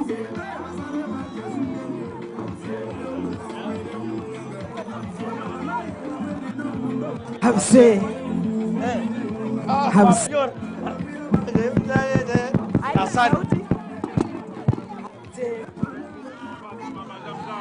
Hapa Jomvi nimefika, yani nawachungulia mpaka nasema nyinyi ni wa Kenya, nyinyi si wa Kenya. Mimi ni Muluya, natoka kule Busia, Mlembe swa. Mnapendeza sana. Mnataka tuwapendezeshe zaidi? Nimeongea Kiswahili sanifu. Unajua mimi nasemengeko. Sasa nikivunja wakuchana Kiswahili yuko hapa Mama Zamzam. Akishika mic akisema Ruto tutam. Kwa Kiswahili hicho chenu. Earthquakes zinatendeka. Ai Kiswahili, wacha niongee vile najua. Nataka kuwauliza. Si nimwambia mimi ni Mluya. Kuna jina ama neno linatumika ambalo linamaanisha no, hapana. Tawe, mnalijua? Sasa hapa tumekuja kuwapiga jack, kuwa boost. Na mwingine anasema tawe, mnasemaje? Ashindwe. Barabara inajengwa, watu wanaandikisha SHA, saa zile uko broke na uko na hiyo kadi ya SHA. Inakutetea because ugonjwa hausemi ni naja. Ugonjwa unafikanga ukifika. Mwingine anasema tawe. Mimi nasema hiyo group ya tawe Wamama na vijana wote saa hii tumeangalia hivi juu kuna hope. Saa zile mama ndio umeolewa juzi. Ujue jikoni iko wapi? Ujue sitting room iko wapi? Bedroom iko wapi? Si ndio? Nimeona mumepiga kiss. Hata vijana wamepiga kiss. Saa zile ndio umeolewa juzi. Utaanza tu na kujenga. Unajenga nini? Sipaka ujue boundary ya daddy ya your husband inafika wapi. Ndio hivyo sisi tuliingia, Ruto anaangalia nianzie wapi, ni mwage wapi, lakini vikwazo ilikuwa imemzunguka mpaka tunashangaa ni nani anawekwa vikwazo. Tumegundua aliyekuwa anawekwa vikwazo ati kila saa ameweka mitego. Angeweka mitego mngeniona hapa. Mngemuona Kindiki hapa. Sasa mitego iliondelewa na baba Raila Amolo Odinga. Kushikana naye rais wetu anaitwa William. Hebu nione tutam kwanza. Mumeiva. Zamzam, asante kupika. Mheshimiwa Mbadi, asante kupika. Na mimi nataka niwajenge na 50,000. Makofi kwa huyu mama. Na apart from that, pia nitarudi upya. Nimeona watoto wazuri kule nyuma nikasema hai. Bwana asifiwe. Haya, barikiweni. Asante sana. Huyu mama anatosha atoshi? Abaki hapa kwenu? Kabisa. Wapi mkono yake apeleke kule Busia niangalie. Asante sana. Wacha tumuite kiongozi mwingine kutoka kule Migori. Nyinyi mnajua Migori mali iko? Amefika hapa, anaitwa Mark Nyamita. Wapi kelele na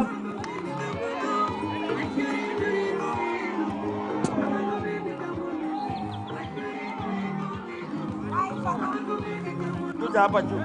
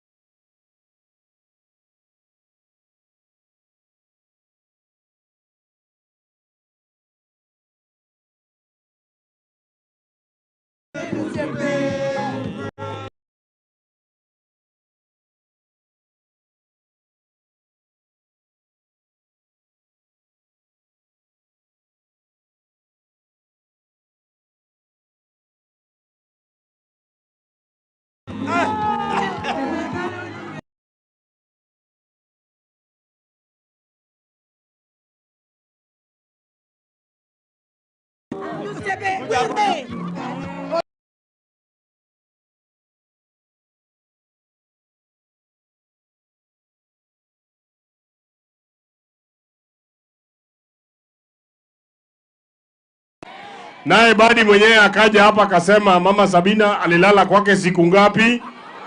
Sasa mimi nimeshangaa sana. Ama ni mimi nilisikia vibaya? Hebu makofi ya Badi raundi ine namna hii. Hey Badi wewe. Badi wewe. Ambia Badi wewe.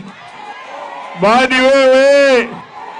Huyu mheshimiwa Badi ni rafiki yangu sana. Ile bunge iliyopita tulikuwa naye kamati moja, ile kamati ya budget. Na tulifanya naye kazi vizuri sana. Alikuwa na mimi nimegundua kwa nini anarudi raundi ya 3 hata anaenda ya 4. Ni kwa sababu ni mtu ya bidii sana. Akiwa kwa hakika kamati, akiwa bunge, kila mahali anafikiria mambo ya nyumbani. Si ni kweli? Na akaniambia yeye kama si wa mama wa Jomvu kumshikilia angeweza kuenda hata kuwa mjumbe. Ni ukweli? Alishikiliwa na mama. Kwanza aliniambia bibi alikuwa kutoka hapa. Si ni kweli? Ni wa hii constituency. Akamshikilia na kashikiliwa na wamama wengine. Wamama wale wameshikilia Jomvu, wameshikilia Badi. Nione namna hii. Nione namna hii. Asante sana. Wale wanijui mimi naitwa Mheshimiwa Mark Nyamita, mjumbe kutoka Uriri kule Migori. Sisi tumekuja hapa. Sisi hata nimeona watu wangu wengine wako kule nyuma pia. Sisi tumekuja hapa kwa sababu hapa Jomvu ni Kenya. Si ni kweli? Na sisi tunaamini kuwa sehemu zote za Kenya lazima zipate maendeleo kulingana na ile ushuru ambao wanatoa. Si ni kweli? Hatutaki wale viongozi wakati wanatafuta kura, sasa utamuona kirandaranda kila mahali. Wakati amepata uongozi anasema hapana, nyinyi mkae kwanza, nyinyi hamna mlima kwenu, nyinyi hamna nini, nyinyi hamna nini. Si hao tunawaambia washindwe. Si ni kweli? Hapa Jomvu kabila zote ziko. Hapa iko Wajaluo, iko Waluya, iko Wakikuyu. Si ni kweli? Sisi tunataka kuambia mtu mmoja asije akagonganisha nchi yote. Asije akagonganisha jamii yake kwa makosa yake mtu mmoja. Ule mtu sisi tuko na yeye shida alikuwa ni Rigathi Gachagua. Sisi hatuna shida na jamii ya Wakikuyu kwa sababu wako kila mahali wanafanya biashara yao. Si ni kweli? Na ni watu wa kufanya bidii. Kwa hivyo asije akagonganisha jamii yake na Wakenya wengine. Sisi tunasema huyo ndo tunataka kumtoa atoke akwende nyumbani. Wangapi anasema akwende kabisa. Alikuja hapa akaanza kuambia ati nyinyi ni kazini yake, sijui auntie, sijui nani, lakini wakati alikuwa kwa ofisi aliwasahau nyinyi. Si ni kweli? Ni yeye aliwakaribisha kwa hii serikali ya broad based.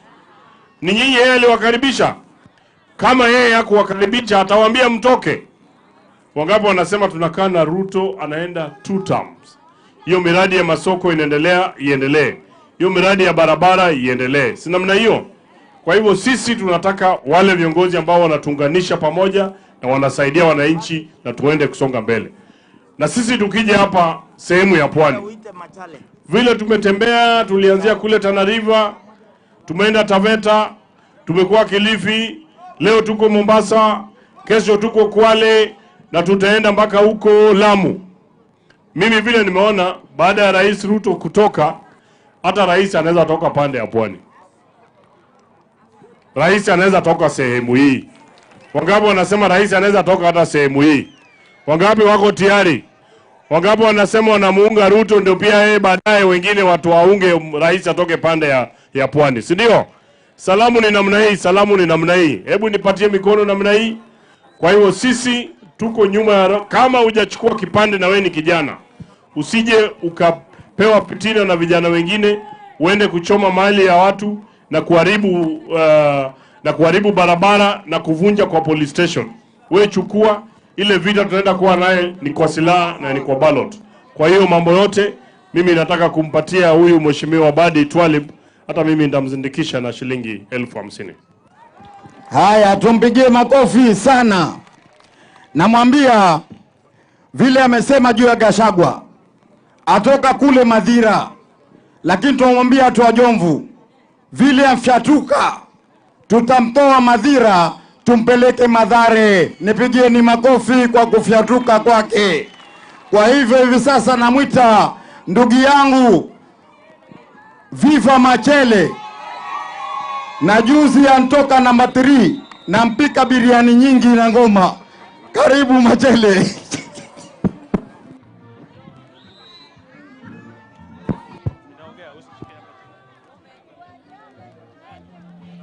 Aya, asante DJ. Jomvu oye! Mambo! Leo ni raha si raha. Leo kumekuja kutoka do, si ndio? Kina mama wainue biashara. Mliwahi kuona hii system kwa serikali zingine? Kwa sababu walikuwa hawana roho na sisi. Walitupandishia bidhaa zetu na tulinyamaza. Watu walinyamaza. Kuna mtu alisema one time kwao.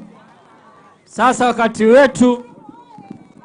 wakati wetu wa kuangalia wananchi vizuri, bidhaa zinashuka, wanatuambia sisi ati twende one time. Kuna one time ya President Ruto hapa.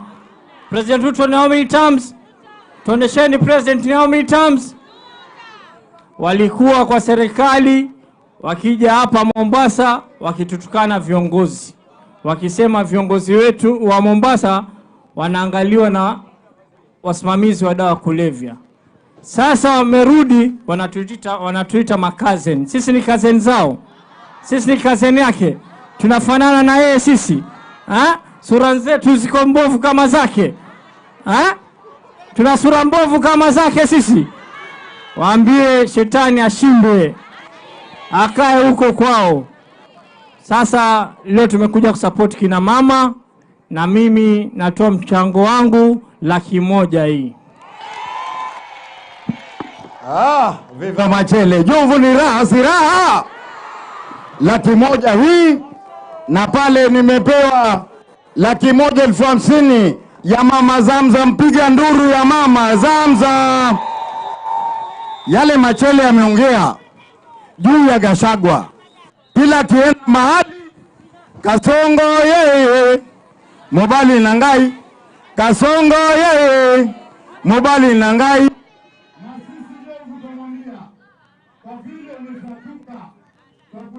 Shauri yako,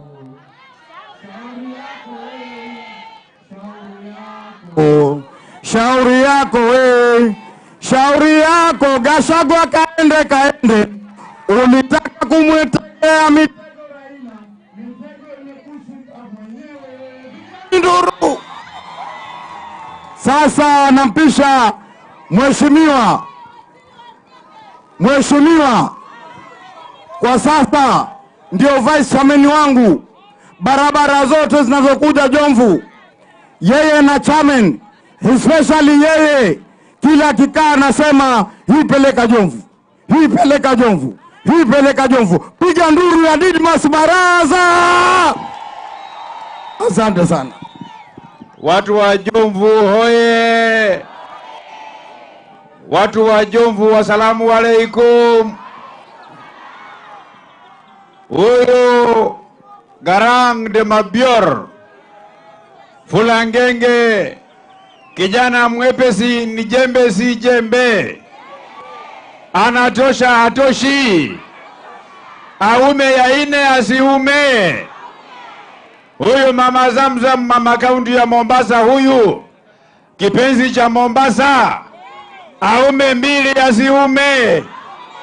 Akale mbili asikule? Wapi salamu ya mama Zamzam na huyu badibadi kwa mkono nione za tutam na badibadi ine nione.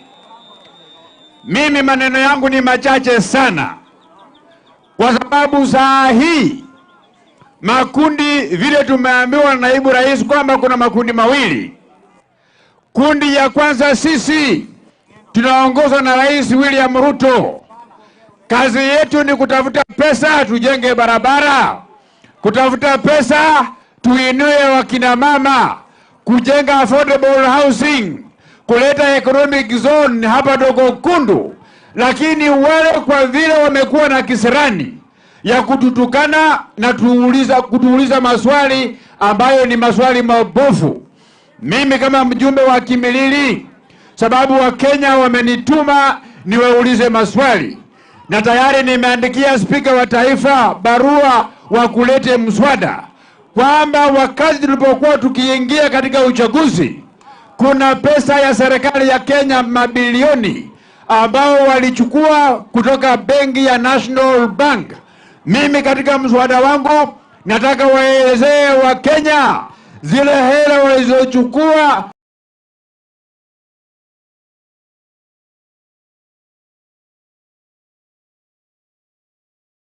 uliza waziri wa usalama atoe taarifa kwa wale ambao walikuwa katika serikali iliyopita, wale wa Kenya ambao waliua wakiwatupa mto Yala. Tunataka waelezee wa Kenya waliwaua kwa nia gani, majina yao ni gani, na kuna mili gani nyingi ambayo pia walitupa na haijapatikana siku ya leo.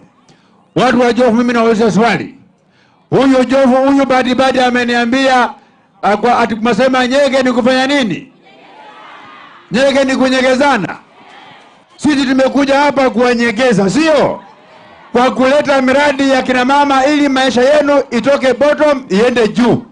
Wale wa kabila, wale wa fujo wakija hapa msiwanyegeze, mtunyegeze sisi peke yetu. Watu wa Jofu, mimi nawaomba, wale wa kabila, wale watu wa fujo wakubagua pwani kwa misingi ya dini na misingi ya uchache wa kura zenu, wakija hapa msiwachezee na kuwakatikia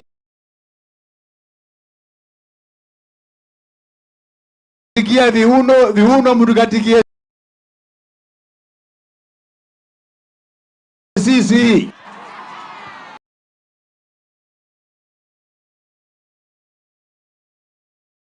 Mtatukatikia.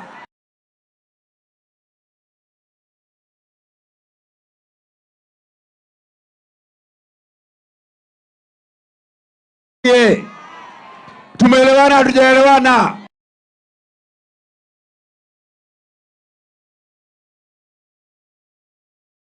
Bwege, mnajua bwana Bwege?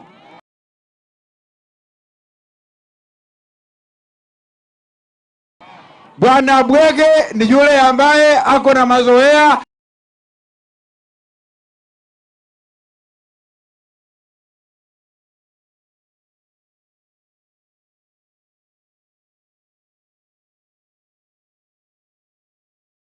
kwenda katika mikutano kama hii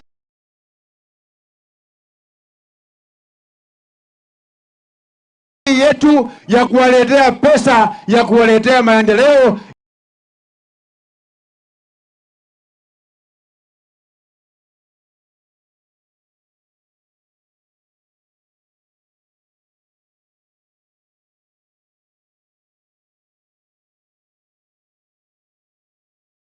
Dutam 1,100.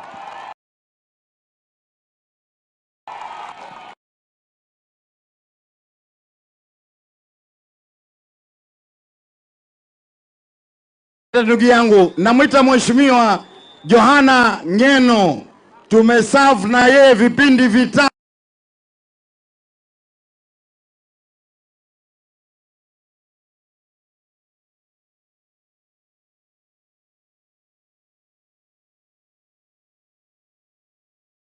Haya DJ, salute na kupea. Watu ya Jomvu mpo? Wakina mama oye!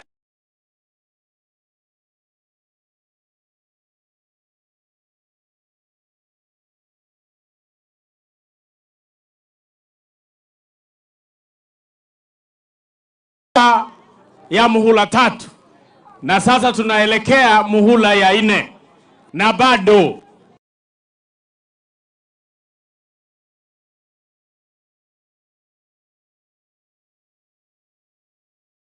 ya muhimu kwa maisha yetu. Rais wa Jamhuri ya Kenya venye mumesikia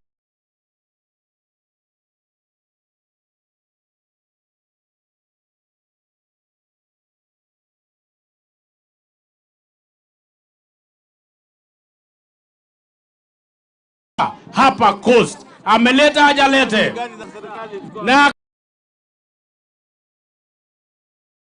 akatuambia wakati pia munatembea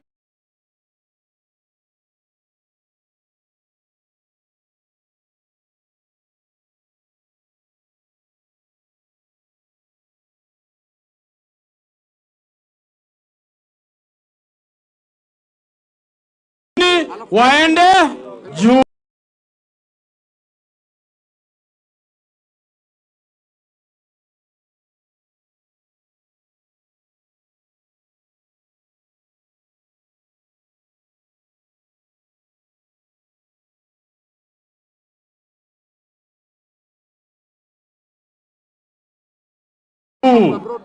Ya 3 vijana pia, na tutarudi kwa minajili ya vijana.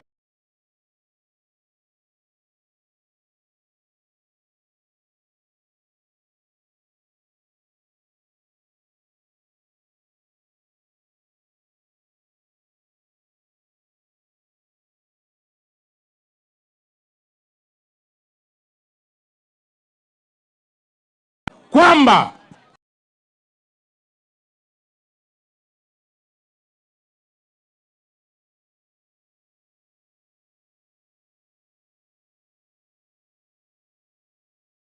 aliona hata kama alipoteza kura, alisema ya kwamba lazima Kenya ikuwe moja, lazima serikali ipatiane na ipewe nafasi ya kudeliver. Tunashukuru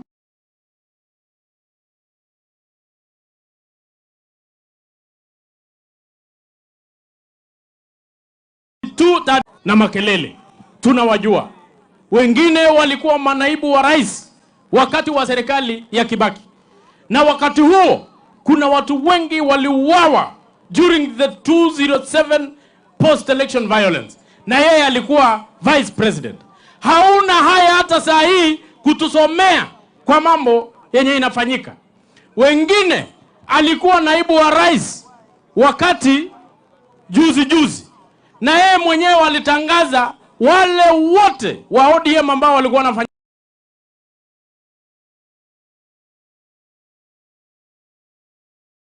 hapo. Alikuwa waziri ya internal security.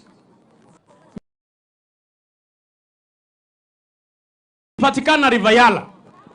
Nashuku hata huyo jamaa hawezi vuka hiyo mto ya Rivayala akienda Kisumu kwa sababu ya spirits ya wale watoto ambao walikufa, walibebwa na maji. Ati leo ndio anatusomea, ati leo ndio yeye anatusomea. Wengine walikuwa regional commissioners, walidhulumu watu na jamii wenye walikuwa na mashida hapo. Ati yeye leo ndio anatusomea those are angels. Hakuna angels hapo. Hawa ni watu ambao walidhulumu wa Kenya, na hakuna kitu unawapea wa Kenya. Kwa hivyo tunasema huyu rafiki yetu Badi aende tamu ya ngapi? Aende tamu ya ngapi? Na Rais Ruto aende tamu ya ngapi?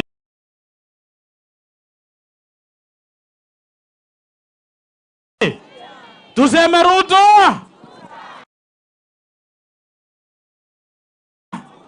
barabara, manyumba,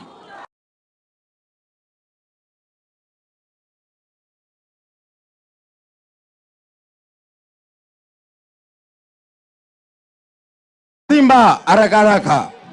Alafu tumefika mchana, watu wengi sana wamechoka. La muhimu mimi Fulangenge letu kubwa kwa watetea kina mama na vijana. Kuna CHVs wako hapa, piga nduru ya CHVs. Kuna wambodaboda na wengine. Leo tukija hapa, la muhimu zaidi ni mikwanja. Ni kweli ama si kweli? Tayarisha mfuko, piga maneno kidogo, toa pesa nyingi. Badi Fulangenge hoye! Asante. Haya, Badi hoye! Mama Zamzam hoye! Anipatieni tutam ya Mheshimiwa Rais, tutam. Asanteni sana. Mimi naomba munisikize zaidi kabla hata musipige makofi. Mheshimiwa Rais William Ruto anawapenda sana watu wa Pwani. Yeye ndio rais wa kwanza tangu tupate uhuru kuchagua Mijikenda kuwa spika wa bunge kitaifa. Mpigieni makofi Mheshimiwa Rais. Mheshimiwa Rais William Ruto ametenga pesa na ashawapa mamlaka Mheshimiwa Hassan Joho, waziri Mvurya, watu wakae pamoja na sisi tuhakikishe mashamba yamekombolewa ili tusiwe maskwota tena. Ni mzuri si mzuri? Ni mzuri si mzuri? Si yataenda tutam.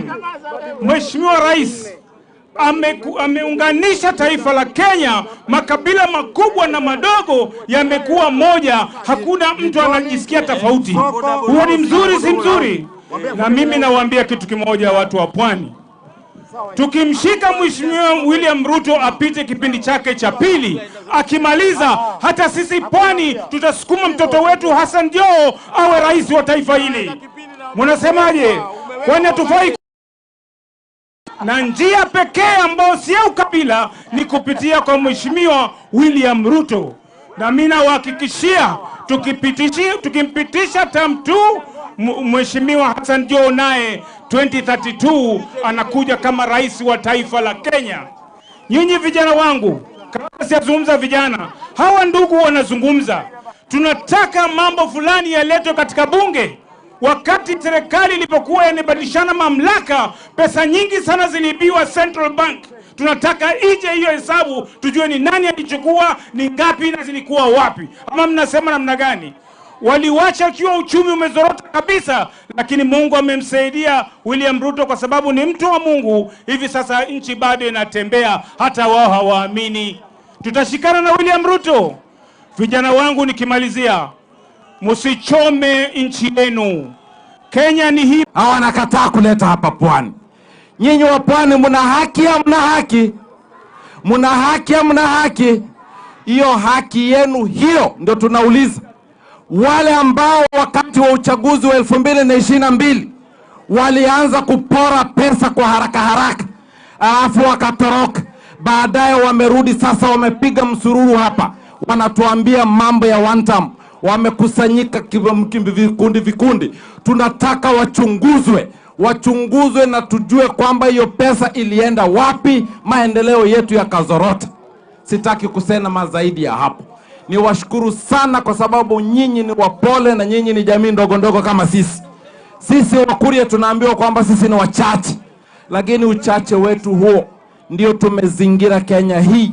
Majamii madogo sisi tukiwemo wa Pwani, sisi ndio tumezingira Kenya hii, na kwa namna hiyo wengine wanakuwa na salama. Mimi nimewasindikizeni ya mama zenu kwa sababu mumenizaa mimi, mukanilea, na wasindikiza na shilingi 50,000. Hiyo ni sawa si sawa? Haya, naomba nione tutam ya Mheshimiwa Rais. Tutam. Asante sana, mbarikiwe sana. Asante sana. Shukrani. Fulangenge hoye. Munaona vile watu wametoka kila mahali kuja Jomvu. Wapigieni makofi jameni. Fulangenge ama kulangege? Fulangenge. Sio kukula ngege. Hapana. Haya. Fulangenge Garang di Mabior. Bernard Kitur, MP Nandi Hills. Karibu. Mpigieni makofi Bernard Kitur akuja hapa. Asante sana mheshimiwa wa sehemu hii ya Jomvu, wa mama na wakaaji wa Jomvu, hamjambo? Hey, si mko smart? Kama vile mmesikia kwa majina, mimi naitwa Bernard Kitur. Mimi ni mbunge mwakilishi kutoka kule Nandi constituency inaitwa Nandi Hills,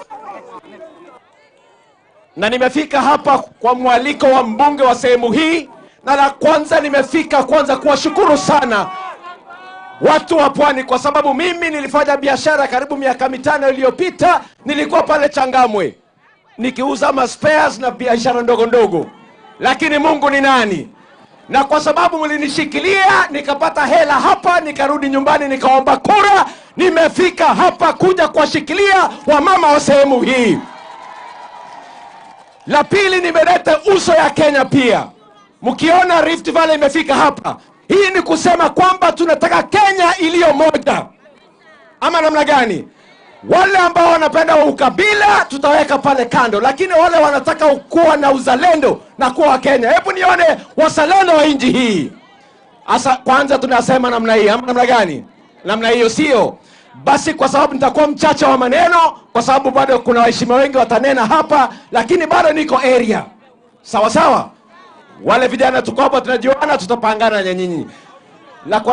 Na pengine nisema tu jambo moja pia ambayo wenzangu wamesema.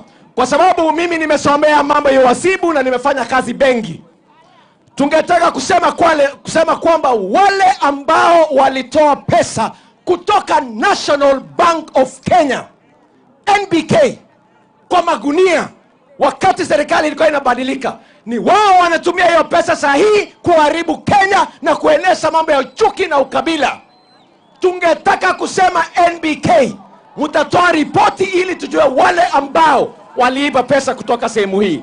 Kwa hayo mengi mnikubalia basi hata nami nitoe shilingi 50,000 kwa ndugu yangu hapa Bwana Mbadi, usapota wa mama. Asante sana ndugu. Asante sana Mheshimiwa, asante sana. Anaingia ni Ali Hassan Joho, piga nduru ya Ali Hassan Joho.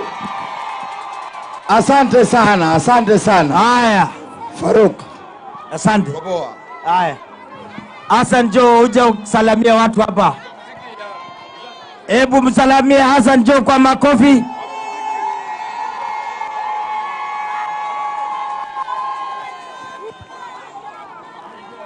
Haya, wapi muziki basi? Wewe TJ umesubaa wapi wewe?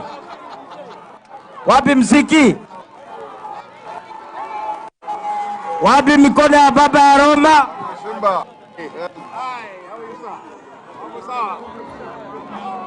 Haya, wapi muziki? Ulienda wapi?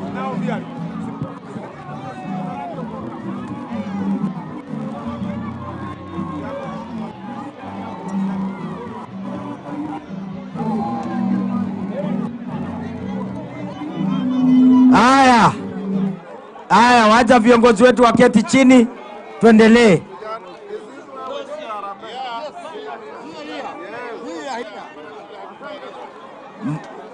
Wamama oye! Mambo imeanza ijaanza. Mnataka kusikia viongozi wenu? Sasa wacha tuite kijana kutoka Mandera aje tusumuzie taka moja. Mheshimiwa, 1 minute tu. Haya, Jofu oye! Hamjambo? Salamu alaikum. Asanteni sana kwa kukaribisha sisi hapa leo. Hii ndio ishara ya kwamba Mheshimiwa Mbadi hapendi ukabila. Mmeona sura ya Kenya hapa leo. Kila mtu ako hapa kwa sababu yeye sio mtu wa ukabila. Na sisi naye tumesema tumalize ukabila Kenya na tutembee kila mahali Kenya hii. Mnakubaliana na sisi? Asanteni sana. Sasa tunasema hivi, salamu siku hizi imebadilika kwa sababu ya upendo tumeonyeshwa na rais wetu William Samoei Ruto, kwa sababu ile maendeleo anatuletea. Salamu imekuwa 10 bila break, sio? Salamu yake ni Ruto mara tambili hivi na Mheshimiwa Mbadi round sio? Tamine.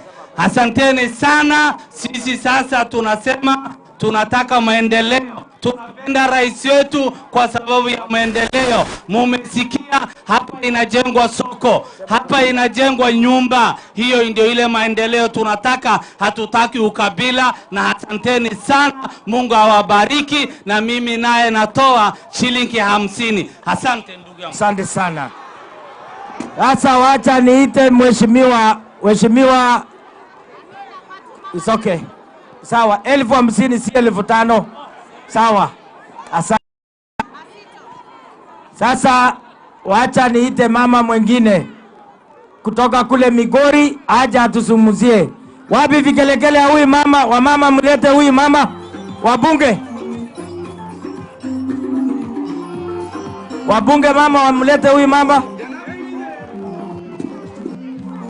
Hebu tumshangilie huyu mama.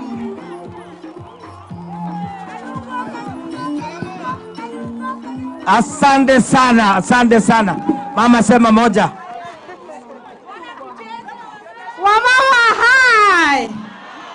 Na nimeona mnajua kukatika kanungo. Kwa hivyo watu wa samaki wako hapa. Untie. Ungima. Umor kodwa. Jiarimo margi Ruto. Na baba. Aero urukamano. Mimi kwa majina naitwa Fatuma Full Network. Na mimi ni mtoto wa baba Raila Amolo. Na mimi ni kipenzi chake dadake mdogo wa William Samoei Ruto. Era urukamano. Ongea Kiswahili. Sasa mimi nimetoka bara, nitang'ang'ana na Kiswahili mpaka nipate mume leo. Hapa sitoki.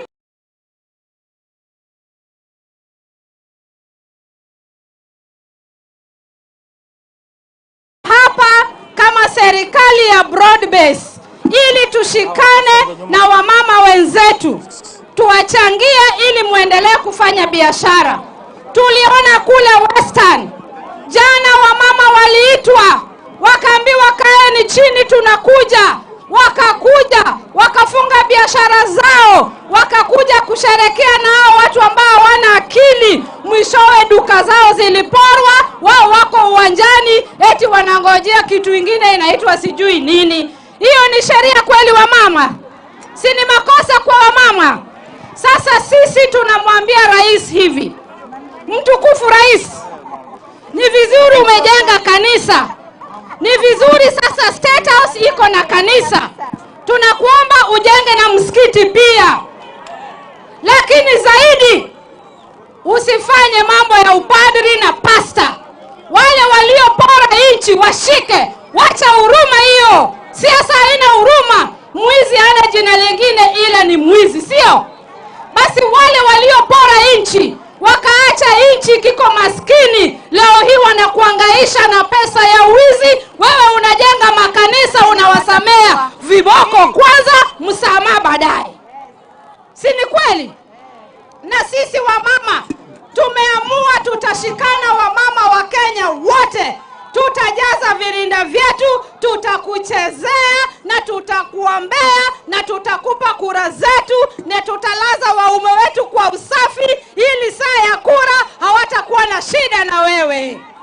Ya mwisho, mimi nawaombea Mwenyezi Mungu awabariki katika biashara zenu, na ninaomba mnapoomba mumkumbuke baba Raila Amolo Odinga, mumuombee Mwenyezi Mungu amlinde pamoja na familia yake. Na muombee Mwenyezi Mungu amlinde mbunge wenu. Huyu mbunge wenu ni jamaa shupavu. Na hapa gavana wenu, huyu gavana wenu ni jamaa msafi, lakini nyinyi mumezaa waume. Kama huyu mtoto wenu Joho huyu Joho. Hapa mbele tunampanga na tutakumpa msichana anaitwa Atieno, ili akikuwa rais wa Kenya na mke wake wa pili watatu waitwa Atieno na Akinyi. Mwenyezi Mungu awabariki. Mimi nimeleta zangu 50,000. Asante sana.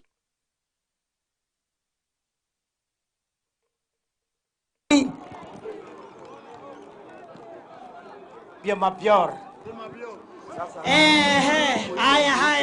Haya. Akina mama hoe. Wamama wa Zamzam hoye! Wamama wa Badi hoye! Wamama wa Joho hoye! Wamama wa William Samoei Ruto hoye! Munasikia namna gani? Hata mimi niko salama. Naitwa Donya kutoka rafiki yangu Badi na Zamzam, mama wa nguvu. Zamzam tukiwa kule bungeni anasema napenda wana Mombasa sana. Hivi na kina mama, kwa sababu taifa bila kina mama ni bure bilashi, au vipi? Wacha niwaulize swali. President wetu amejenga kanisa kule State House. Akimaliza 10 years, anaenda na hilo kanisa kwake nyumbani.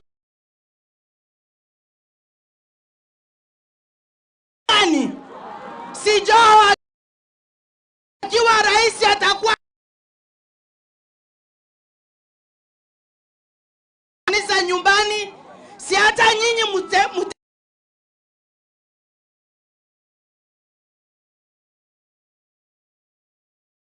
na 50,000 ndio mkioga munanukia vizuri.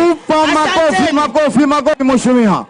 Fatuma Masito tafadhali. Haya mama. Alafu Lilian ujitaruke. Mama Kwale. Wakina mama hai. Vijana hoye. Basi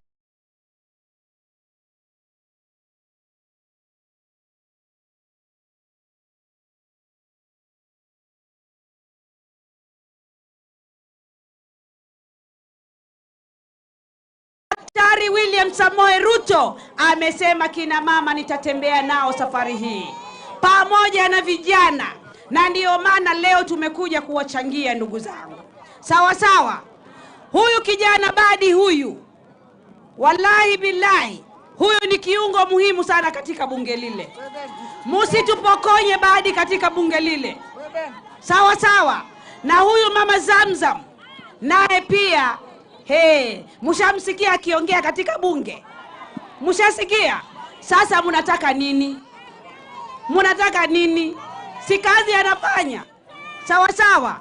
Na pia mupokee salamu kutoka kwa baba Raila Amolo Odinga. Mheshimiwa Raila amesema hii Kenya ni moja na itabaki kuwa moja. Tushikane tufanye kazi. Siasa ya Kenya ni tarehe 1 mpaka tarehe 30.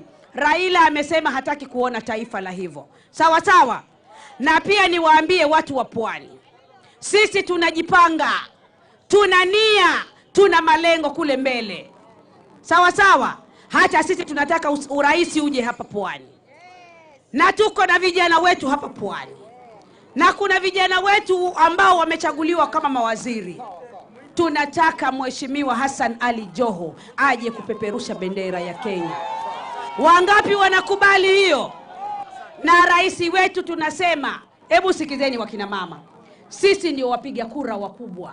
Na tukisema left ni left, hao wazee ni kutusikiza tu. Tutaongea nao jioni, kesho asubuhi kura kwa Rais William Ruto. Sawa sawa. Tumechoka kuwa upinzani jamani. Mimi binafsi sitaki tena kuwa upinzani. Maisha yangu yote tangu nizaliwe nimekuwa kwa upinzani. Sawa sawa. Tutarudi tena hapa na Mheshimiwa Badi na Mheshimiwa Zamzam na Mheshimiwa Abdulswamad na Mheshimiwa Joho, tuwaambie yale maneno ya nyumbani. Asanteni sana. Na mimi Mheshimiwa Badi nitakuachia 50,000 uongeze kile kikapu pamoja na mama Zamzam Chimba. Asante. Haya, asante sana mama Fatuma. Namwita Mheshimiwa Lilian. Alafu Mheshimiwa Ali Hassan Joho, angalia watu wa Jomvu wakisema Badi 4th term. Onesha mkono wa Badi. Wewe ukiwa rais nakwambia nitakuwa na wewe Bennett. Asante sana. Lilian, karibu. Wamama hoe, Wapwani, habari zenu? Mimi naitwa Lilian Sioi, mama county wa Trans Nzoia, na siku ya leo nimefurahi kuja hapa. Muriena? Aha, kumbe mko hapa. Sawa, mimi leo nimekuja pia kushirikiana na Mheshimiwa Badi kushughulikia kina mama ili kina mama wawe na pesa mfukoni. Wamama, hiyo ni kazi mzuri. Leo mmekuja kupokea ili muweze kuwekeza na kazi iende mbele. Mimi nataka niwatahadharishe kwa watu ambao wamekuwa matapeli na wakora katika hii nchi. Wakati ule walikuwa ndani, wakati walikuwa wanapokea, walikuwa wanasema ajenda za William Samoei Ruto zote zilikuwa nzuri. Lakini leo hii kwa sababu walitolewa, wanasema hizo vitu zote ni mbaya. Mimi nataka niwaulize watu wa hapa, hii SHA ambayo tumekuwa nayo ni nzuri ama ni jambo mbaya? Si ni nzuri? Sisi kama wajumbe pamoja na rais wetu William Samoei Ruto tulisema yule Mkenya wa chini ambaye hawezi aka-afford bima ya afya, na yeye ni Mkenya na pia analipa ushuru, ni lazima aweze kupata bima ya afya ili sisi wote tuweze kutibiwa. Na ndio sababu tulipitisha na inafanya na tutahakikisha inaendelea kusaidia kila mmoja wetu. Ajenda za rais ni nyingi zimesemwa hapa. Na huyu mheshimiwa wenu Badi leo ametualika, na mimi nimeona nyinyi wote ni kama huyu mheshimiwa amefanya kazi mzuri. Amefanya hajafanya? Kama mtu amefanya anafanyiwa nini? Sana ongezwa tena. Na huyu mama wetu Mama Zamzam, huyu unajua ndiye anatufunza Kiswahili sanifu kule. Na kuna wakati alikuwa ananiambia nyani haoni nini? Mumeona kuna makundule wengine kule. Si mnajua wale makundule wanajifanya ati hawajui zao zinakaa namna gani? Wanaongea opposite ya mambo ambayo wanafanya. Na tutawaonyesha zile makundule zao kwa lazima. Kama wanakataa kuona, tutawalazimisha waweze kuona. Kwa hivyo mimi nataka niseme hivi. Sisi leo hii tumekuja kusema ya kuwa William Samoei Ruto amefanya kazi. Na ile kazi ambayo amefanya tungependa tumzawadi na yeye. Na kwa hivyo wale ambao wako hapa wanasema William Ruto 2 term, wale wanasema 2 term wanionyeshe vidole vyake, wale wanasema Mama Zamzam 2 term, wale wanasema mheshimiwa yake ni ngapi? Anaenda ya 4. Kweli anapendwa sana. Pia mimi nimekuja na pesa zangu za kusupport shilingi 50,000. Asante sana Mama Nzoia. Nasema sasa, napiga saluti kwanza, alafu mujitayarishe kwa makofi ya nguvu kwa yule shujaa aliyemtoa mkabila, mtu asiyependa amani, mtu ambaye hataki Kenya wawe na mazuri. Huyo ni Mheshimiwa Mutuse, mpigeni makofi. Asante sana. Asante ndugu Mheshimiwa Badi Twalib, Mama Zamzam na viongozi wote mlio hapa, watu wa Jomvu, amjambo. Jomvu oye! Jomvu oye! Harambee! Tutam! Harambee! Tutam! Kumbe nyinyi mnaielewa? Yes. Nyinyi ni watu wa Tutam? Yes. Nyinyi ni watu wa Badi Ali? Yes. Nyinyi ni watu wa Mama Zamzam? Yes. Na mmekuja kwa wingi kabisa. Yes. Tena mnatabasamu kabisa.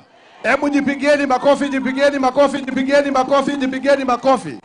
Asanteni sana. Kama vile mmeelezwa, mimi kwa majina ni Mheshimiwa Mwengi Mutuse, mbunge wa pale Kibwezi. Na nimefurahi sana kuwa hapa leo, na kwa sababu najua mmechoka nitaongea kwa ufupi. Jambo la kwanza, najua kuna wale ambao wanadharau haya mambo ambao tunafanya kuwachangia kina mama vijana. Lakini mimi najua hapa mitaani ya Jomvu, hapa mitaani ya Pwani, kuna mama labda amekuja hapa kwa huu mkutano leo na aliacha mtoto wake nyumbani, amefukuzwa shule, anataka 1,000. Leo tukichanga hapa hiyo 1,000 atapata na mtoto wake atarudi shule. Tutakuwa tumesaidia ama hatujasaidia? Tutakuwa tumesaidia ama hatujasaidia? Vile vile mimi najua hapa hivi tulipyo leo, kuna mama labda anauza rejareja hapa sokoni mboga zake, anakopa, anauza, jioni anamlipa yule alikopa kwake, anabakisha pesa kidogo, ndio anapeleka nyumbani kwake, anachunga watoto wake na bwana yake. Kweli si kweli? hiyo biashara yake labda ni ya 1,000 ama 2,000. Leo tukichanga pesa hapa, mkigawiwa, atakuwa na pesa yake ya kuendelesha biashara yake na kusimamia familia yake. Tutakuwa tumesaidia ama hatujasaidia? Wale wanasema hii program tuendelee nayo, tusisimamishe, wanyonyeshe kwa mkono. Pili, hapo mbeleni serikali ya awali mnajua ilikuwa imetoa operesheni za poti. Container zote zilikuwa zimepelekwa Nairobi. Kweli si kweli? Uchumi wa hapa pwani ukaathirika pakubwa. Rais William Ruto alipochukua hatua za uongozi akasema mambo ya container, mambo ya clearing yote irudi hapa pwani. Alifanya vizuri au alifanya vibaya? Vile vile hapo mbeleni mnajua utalii ulikuwa umedhoofika. Hii leo tunapoongea wale watalii walitoka nchi za ng'ambo mwaka uliopita kuja hapa pwani walikuwa bilioni 2,400,000. Wakaongezeka wakawa wengi. Ndio maana mahoteli sasa imefufuka, imeandika vijana wakiwemo vijana wa hapa Jomvu. Kweli si kweli? Nataka niwaulize nyinyi watu wa Jomvu, wale ambao wanafanya maandamano, hao wanataka kufukuza wazungu wasikuja hapa pwani, na wazungu wasipokuja hapa pwani, mahoteli hayatafanya kazi na vijana wenu kina mama hawatapata kazi. Na kwa hivyo yoyote ambaye anapanga maandamano ambayo itaathiri utalii, huyo si rafiki wa watu wa pwani. Kweli si kweli? Nataka munionyeshe wale wanasema William Ruto tutam, William Ruto tutam, William Ruto tutam. Mwisho nikimalizia, niwaulize nisiwaulize? Nyinyi mnataka vijana wenu wapate kazi? Nyinyi mnataka vijana wenu wapate kazi? Mnataka barabara za hizi mitaa ziwekwe lami? Mnataka mataa ya kumulika usiku watu wafanye biashara 24 hours? Mnataka hiyo mambo yote ifanyike? Mnajua mwenye ako na hiyo pesa ya kufanya hiyo kazi ni William Ruto. Si William Ruto ndio ako na hiyo pesa ya kufanya hiyo kazi? Tushikane na William Ruto, tusishikane na William Ruto? Tukae ndani na William Ruto. Niwaulize wamama wa Jomvu, aliye ndani na aliye nje, nani usikia raha? Wamama wa Jomvu, niwaulize kwa sauti kubwa, aliye ndani na aliye nje, nani usikia raha? Mumesema ni aliye ndani. Mumesema ni aliye ndani. Kwa hivyo tuingie ndani ndio tusikie raha. Yaani mimi nasema ndani ya serikali ya William Ruto, sisemi hayo mambo mengine mnafikiria. Asanteni sana na Mola wabariki. Pia mimi nawaongezea 50,000 pesa taslimu ya Kenya. Mutuse, hapa Jomvu hatuna ukabila. Kwa vile ulifanya kazi nzuri na leo uzungumza maneno mazuri, hapa tuna watu wa kabila zote. Lakini ukiondoka kabla hujafika Nairobi, tutakufungashia demu mmoja itwa Mwende, uende naye mpaka nyumbani. Asante sana. Haya, Mheshimiwa Mugabe, huyu alikuwa kaunti hapa Mombasa wakati wa Ali Hassan Joho. Na Mombasa alea, ukiwa hapa Mombasa, ukenda nyumbani utapata uongozi. Mpigeni makofi Mheshimiwa Mugabe. Asante. Jomvu oye! Mimi vile meelezwa naitwa Innocent Mugabe. Mimi ni mbunge kutoka Likuyani kule kaunti ya Kakamega. Na kabla ya hapo mimi nilikuwa waziri katika serikali ya Ali Hassan Joho. Akachukua Muluya kutoka huko kwa Kakamega, akamfanya hapa waziri na akamlea kisiasa, na leo niko hapa. Si namna hiyo? Na nimetembea na ndugu yangu mkubwa Papa Moses Masika Wetangula. Tumekuja leo kusaidia kina mama wa Jomvu. Si namna hiyo? Huyu Joho ni mkabila kweli? Sasa wale watu wanawaambia mambo ya ukabila, sisi tunawaambia wafanye nini? Washindwe. Si namna hiyo? Na Mheshimiwa Badi, Mutuse akija hapa usimpatie tena Mwende, wewe mtafutie wa kesho ama mwingine. Si namna hiyo? Asifanye inbreeding. Mimi nawaambia watu wa Mombasa na watu wa pwani kwa ujumla kwamba tunajua sehemu yetu ya pwani inategemea utalii pakubwa sana. Vijana wetu wanafanya kazi kwa mahoteli, vijana wetu wakitoa samaki wanauza kwa hoteli, vijana wetu wanafanya kazi ya tour guide, wanafanya kazi ya tour drivers, na ndio utalii uweze kusheheni ni lazima kuwe na amani. Wale watu ambao ni wakabila wanataka kugonganisha Wakenya kwa misingi ya kikabila, wanaleta uchochezi, wanaleta vita, wanaleta maandamano, wanaleta uharibifu wa mali, itafanya sisi tukose watalii. na tukikosa watalii pwani, watoto wetu watakosa kazi. Si namna hiyo? Sasa sisi tunataka Kenya tukae kama nchi moja, watu wa moja, ili kuweze kuwa na amani, tuendelee kupokea watalii kuja kwetu na kuendelea vijana wetu waendelee kufanya kazi. Na vile Mtusi amesema hapa, mwaka wa 2022 watalii wale ambao walikuja Kenya walikuwa 1.4 million. Mheshimiwa Ruto amesukuma sekta ya utalii. Sasa tuko na 2.4 million watalii wanakuja. Mnataka hiyo idadi iende chini ama iende juu? Ndio iende juu, si lazima tuwe na amani. Kwa hivyo watu wasitumie vijana wetu kwenda kwa barabara kuharibu usalama, na sisi tukose watalii ambao wanatusaidia kama kitega uchumi chetu. Si namna hiyo? Na Mama Zamzam hapa mnamwambia 2 term.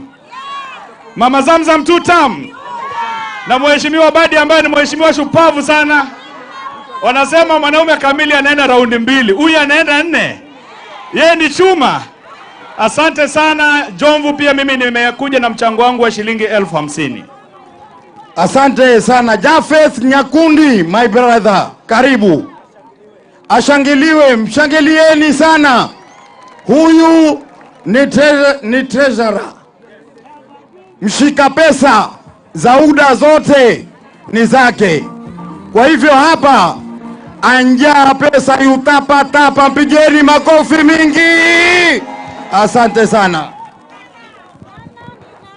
Haya Jomvu oye! Tusalimiane hewani namna hii. Jomvu. Asante sana ndugu yangu Mheshimiwa Badi. Mimi kwa majina vile mmesikia, ninaitwa Jafeth Nyakundi, mbunge wa Kitutu Chache North kule Kisii na mweka hazina wa chama tawala, chama cha UDA. Mimi nimekuja hapa leo kwa mwaliko wa ndugu yangu Badi na Mama Zamzam hapa.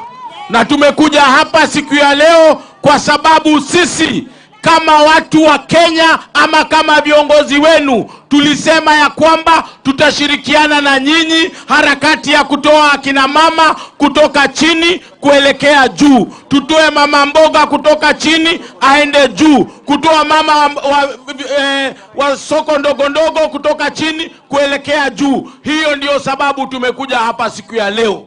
Na sisi tunawahakikishia vile tumekuja hapa, tumekuja na pesa zetu, na tutahakikisha ya kwamba mama kutoka hapa Jomvu leo pia yeye amesaidika, amesaidia biashara yake, amemsomesha mtoto wake, ameongeza kitu kidogo katika duka yake ili aweze kujisaidia. Kweli si kweli? Ya pili, mimi nimekuja hapa kwa sababu huyu ndugu yangu kule bunge aliniambia, wewe ni first time haujapata jiko, njoo hapa leo utapata jiko.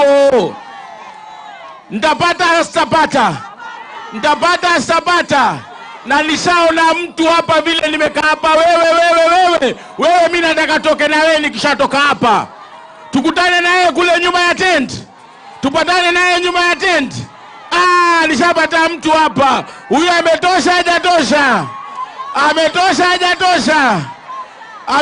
Hajatosha.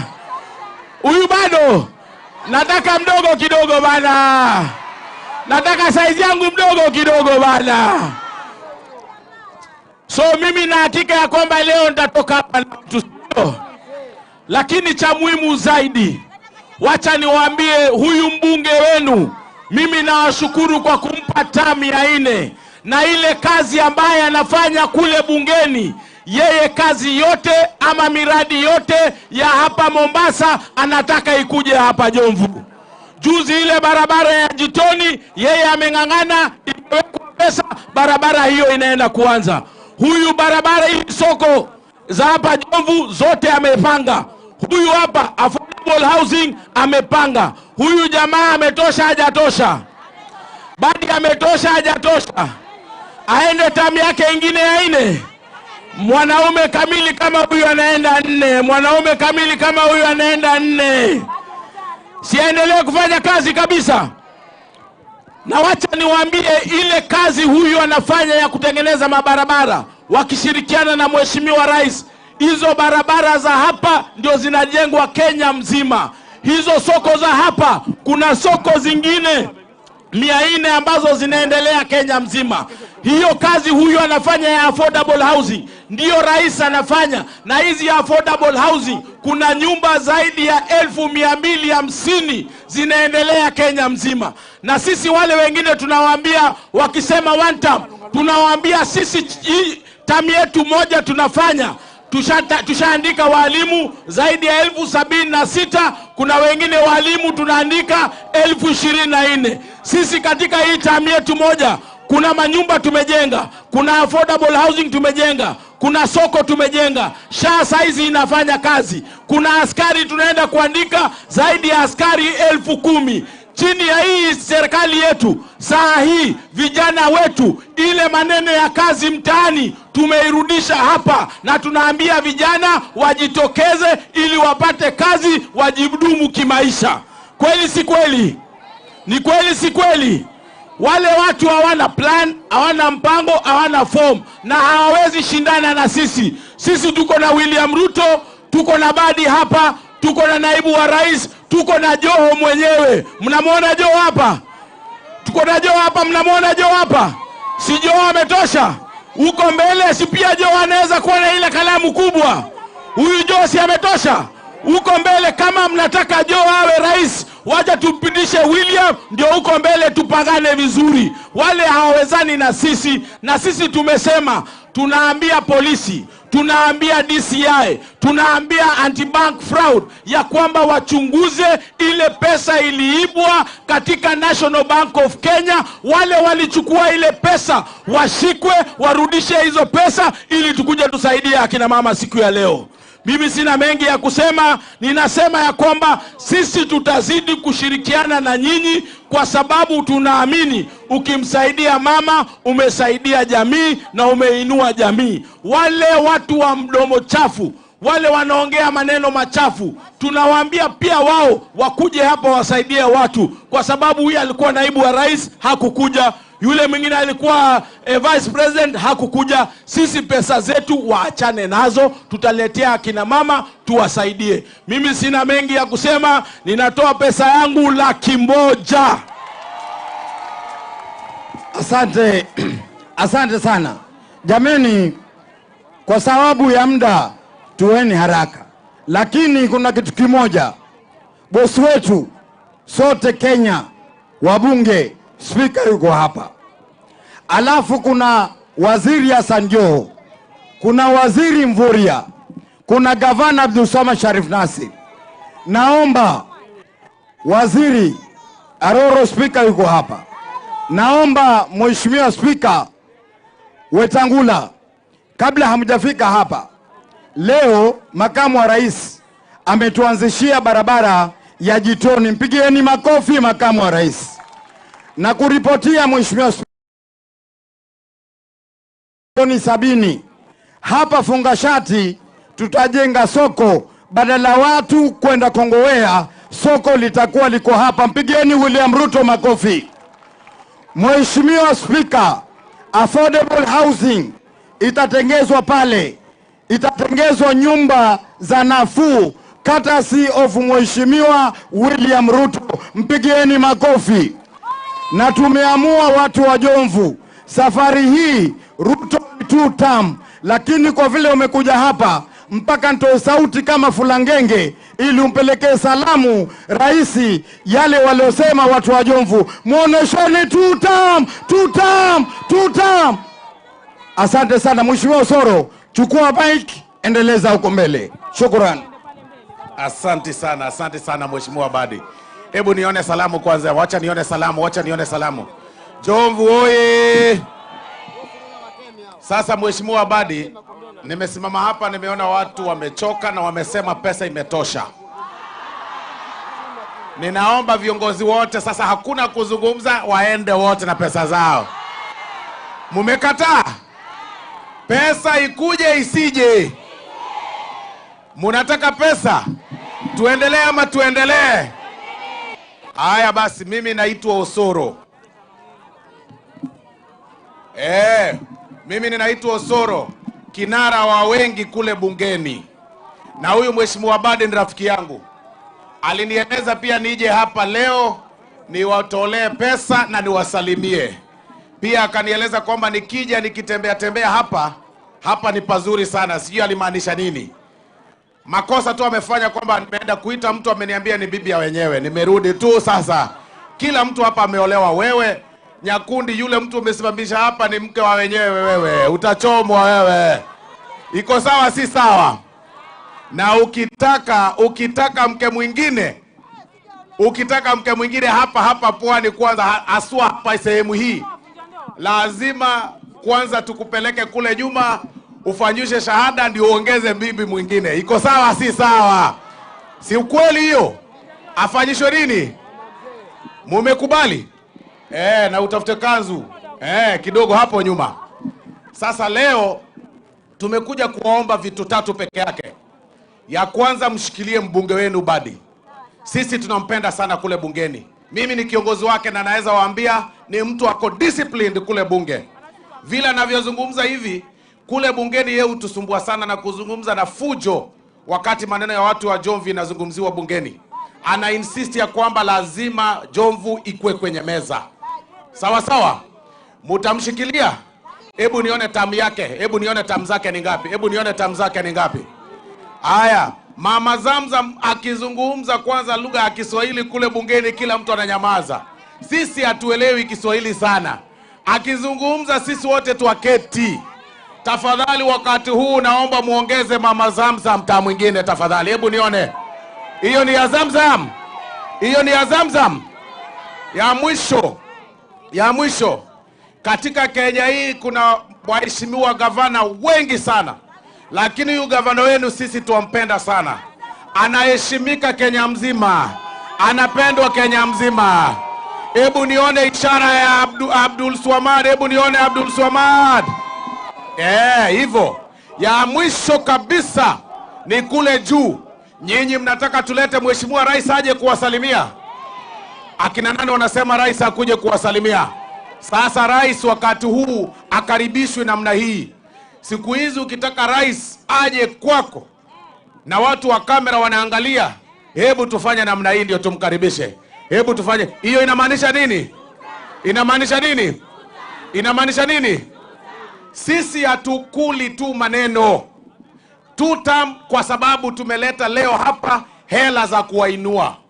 Tutam kwa sababu constituency yenu hapa iko na pesa za stima ambazo mheshimiwa wenu Badi anasukuma. Tutam kwa sababu ya maneno ya SHA. Tutam kwa sababu ya maneno ambayo serikali inasukuma Kenya hii, ikiwemo maneno ya ferry, maneno ya port, maneno yote katika Kenya hii. Nyinyi mtaongeza mheshimiwa rais tutam.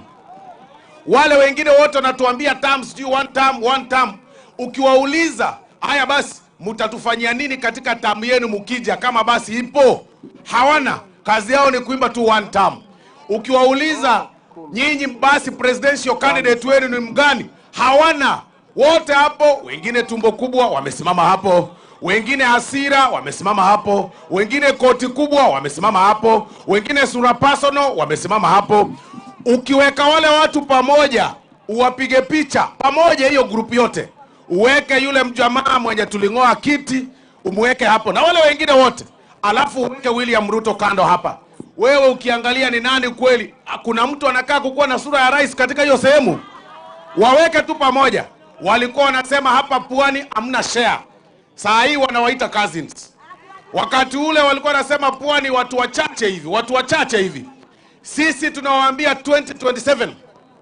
Kura ya 2027 ni kura ya kumaliza entitlement Kenya hii. Kura ya kumaliza entitlement ya kusema kama kiongozi atoki sehemu fulani, yeye sio mzuri. Na ndio tunawaambia hata hapa Pwani kuna viongozi. 2032 Pwani wamejipanga. 2037 Pwani wamejipanga. Ukiona Ali Hassan Joho hapa, sio mjinga, amejipanga. Na ndio tuweze kusukuma hata hapa Pwani na kuwe wakati mmoja Muislamu awe rais wa Kenya. Lazima tumalize siasa ya entitlement Kenya hii. Na entitlement itamalizwa 2027 wakati tunarudisha mheshimiwa William Ruto katika kiti. Ukweli ama si kweli? Ndio maana sisi leo tumekuja kuomba ya kwamba tushirikiane Kenya mzima. Sura ya Kenya iko hapa. Wale wa uchochezi tunawaambia washindwe. wamesema kwamba ati kwamba sisi tunapanga sijui goons ati sijui Jumatatu. Serikali haipangi goons, wewe wa Munyoro. Serikali inapanga mipango ya maendeleo. Wewe ndio unapanga goons. Jana mlijipangia goons, mkajichapa kule Kakamega, sijui kule wapi Western, mkaanza kulaumu serikali. Nyinyi ndio mnajulikana na fakeness. Fakeness ya abduction, fakeness ya kujishika, fakeness ya kila kitu. Jana mlijipangia fakeness ya goonism, mkajipiga, alafu mnaanza kusema kwamba mmepangiwa. Kwa hivyo sisi tunawaeleza kwamba mtashindwa, hata mkipanga kesho kutwa bado mtashindwa. Haya basi, Mama Zamzam amesimama hapa, sijui kama anataka kulipia pesa zake. Anataka pesa. Kwa hayo mengi na machache, hata mimi nina support wa mama na shilingi 100,000. Haya. Pesa imetosha ijatosha? Imetosha ijatosha? Sasa ninaendelea hii program. Mama Zamzam, wacha nikutishie pesa. Wacha niwaitishie pesa. Wapi Freddy Ikana? Aje hapa, leta pesa. Freddy Ikana, makofi ya Freddy Ikana tafadhali. Aya, ngoja. Nani mwingine? Wapi Mulanya? Mulanya njoo hapa. Yes, tumalize namna hiyo. Ndio hawa makofi tafadhali. Makofi. Makofi ya pesa. Good. Wapatie ngoma ya Kiluya umeona? Vijana fupi wamenona round. Wako sawa, wako sawa. Aya, twende.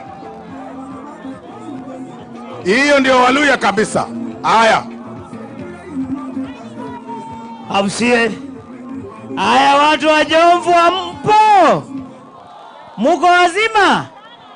Mimi naitwa Geoffrey Mulanya, mbunge kutoka Nambale, Busia. Mnanikaribisha? Nimekuja sababu ya urafiki yangu na huyu Badi. Huyu Badi ndio najua sababu amefanya tamu 3 na naona mtampea tamu 4. Wacha tuone 4 ya Badi 4, si ndio? Huyu Badi president anapenda yeye sana, na ndio naona kila saa tunakutana ameenda kutafuta mradi, kila saa ametafuta mradi. Sasa mtapamba Ruto maua? Tamu 2 ya Ruto, 2 term. Haya, nimeona kweli. Sasa sababu ya muda sitanena mengi. Yangu nimetoka Busia kuleta pesa, nilete 50,000. Asante kutoka Busia. Busia ni huko mwisho ya Kenya, huko mwisho huko. Amekuja na shilingi 50,000. Haya. Aya, Jomvu hamjambo? Asante sana. Mimi naitwa Freddy Ikana kutoka kule Shinyalu. Mimi ndiyo mbunge Gen Z wa huko. Mimi siku ya leo nimevuka mto Nzoia, nikakwea milima mpaka nikafika hapa Jomvu baharini kuja kuhakikisha nimesimama pamoja na Mama Zamzam na rafiki yangu Badi na gavana wetu pamoja na spika wetu wa bunge ambaye ndiye baba yetu kule magharibi. Na siku ya leo watu wa Shinyalu wakanituma na ujumbe kwenu. Niwapate ujumbe wao. Wameniambia kule Shinyalu kule magharibi, ili kuhakikisha ile kazi ambayo rais wetu William Ruto ameanzisha Kenya ya kuunganisha Wakenya wote, ya kuleta maendeleo kila sehemu ya Kenya bila ubaguzi, wao watu wa magharibi wanaenda kupatia William Ruto 2 term. Nanyi hapa Jomvu mwasemaje? Hapa ni 2 term pia. Asante sana, na umewaletea shilingi 50,000. Shilingi 50,000. Haya. Speaker, 1 minute. Haya. Jomvu hoye! Jomvu hoye! Mimi sitakuwa na mengi ya kuzungumza. Niseme ama nisiseme? Sasa unajua Waswahili wanasema mgeni akija Sasa leo tutapona ama tuponi? Tutapona, si ndio? So mimi mwanzo nataka kusema kitu kimoja. Hii grupu ambayo imekuja hapa leo, tumeona si grupu ya chuki, si ndio? Hii ni grupu ya kuja kutuendeleza mbele. Kuna ile grupu nyingine ilikuja juzi hapa, si muliona ile chuki imeleta? matusi na kila aina ya maneno ya kuzungumza, hawana mwelekeo. So sisi tunasema tu, hebu nione vidole ya tutamia Ruto hapo, tutamia Ruto. Bas, sasa sijui mimi nitoe leo ama nisitoe. Ama niende alafu nije niwapange na unga? Nitoe, si ndio? Nitoe ngapi sasa? Milioni? Jamaa, unajua mimi ndugu yangu Badi hapa, huyu ni mchapakazi sana hapa. Huyu Fulangenge huyu, moneni hivi. Sasa unajua mimi nikitoa hapa leo, ama mimi nifanye hivi, niseme yule ambaye hakupata anifuate mimi. Mama, mnaonaje hiyo? Sio itakuwa sawa? Lakini najua Badi atafikisha. Niseme yule hakupata anifuate, si ndio? Nitoe, si ndio? Ngapi lakini? Moja, si ndio? Basi 100,000. Si msema 100,000? Niongeze 2. 200,000 basi. Basi mimi nimesema nitatoa 200,000. Asanteni sana watu wa Jomvu. Shukran kwa niaba ya watu wa Jomvu. Thank you my brother. Makofi kwa spika tafadhali. 200,000. Haya, sasa mahali tumefika, ngoja. Vijana oye! Vijana oye! Mko sawa, mko sawa? Haya, sasa tunaenda juu, tukienda juu. DJ, ninataka mziki wa pwani. Nataka mziki wa wapi? Mziki wa wapi? Kwa sababu sasa hivi, na nataka viongozi wote, sasa hivi nataka viongozi wote kabisa wasimame wamkaribishe waziri 001, waziri wa kusema, waziri Ali Hassan Joho.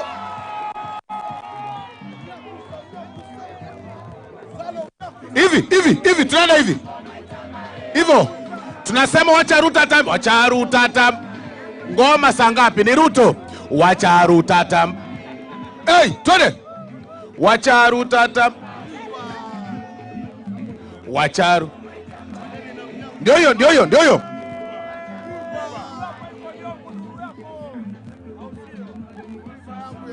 Mikono juu. Wapi mikono tafadhali? Mikono. Aya.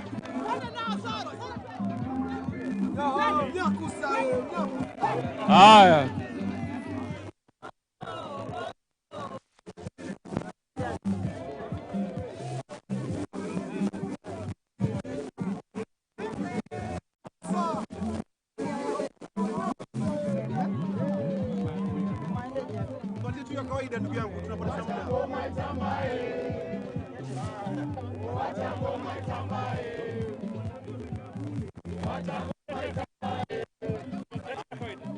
Haya. Asante. Jomvu oye!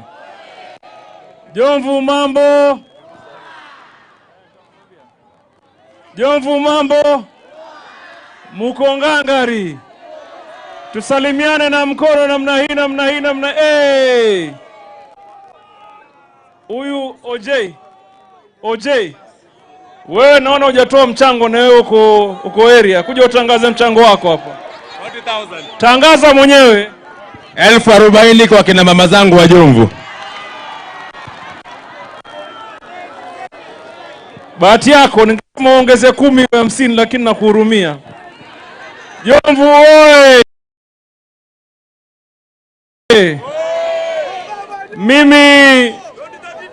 Mimi leo nina furaha sana kufika hapa. Kwanza nina furaha kuja nyumbani. Pili nina furaha kwa sababu tumekuja kuchangia kina mama. Tumeshikana na Badi, kijana mwepesi, mzee Fulangenge, Garang Di Mabior, kuja kumbolesha maisha yetu yende mbele, sivyo? Mimi nataka niseme, nisikia watu wengi hapa wameongea. Mimi nataka niwaulize Jomvu.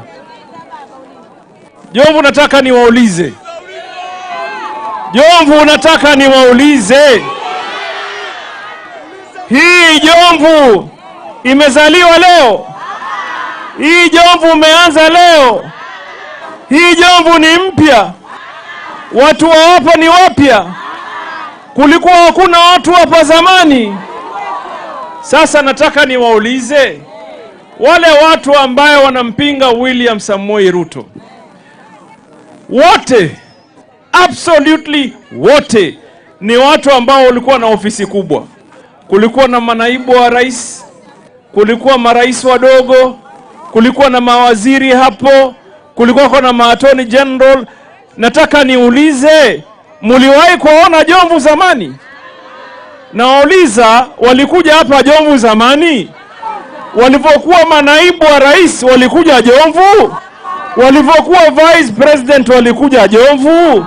Walivyokuwa mawaziri walikuja Jomvu? Nawauliza tu, kwa sababu all of a sudden kuna watu wanaona sasa ati wao wamekuwa wakubwa, wamekuwa muhimu, and they have a say. Swali langu mimi nataka niwaambie watu wa Mombasa kwa jumla. Hebu tulia kijana, sauti yako nishasikia.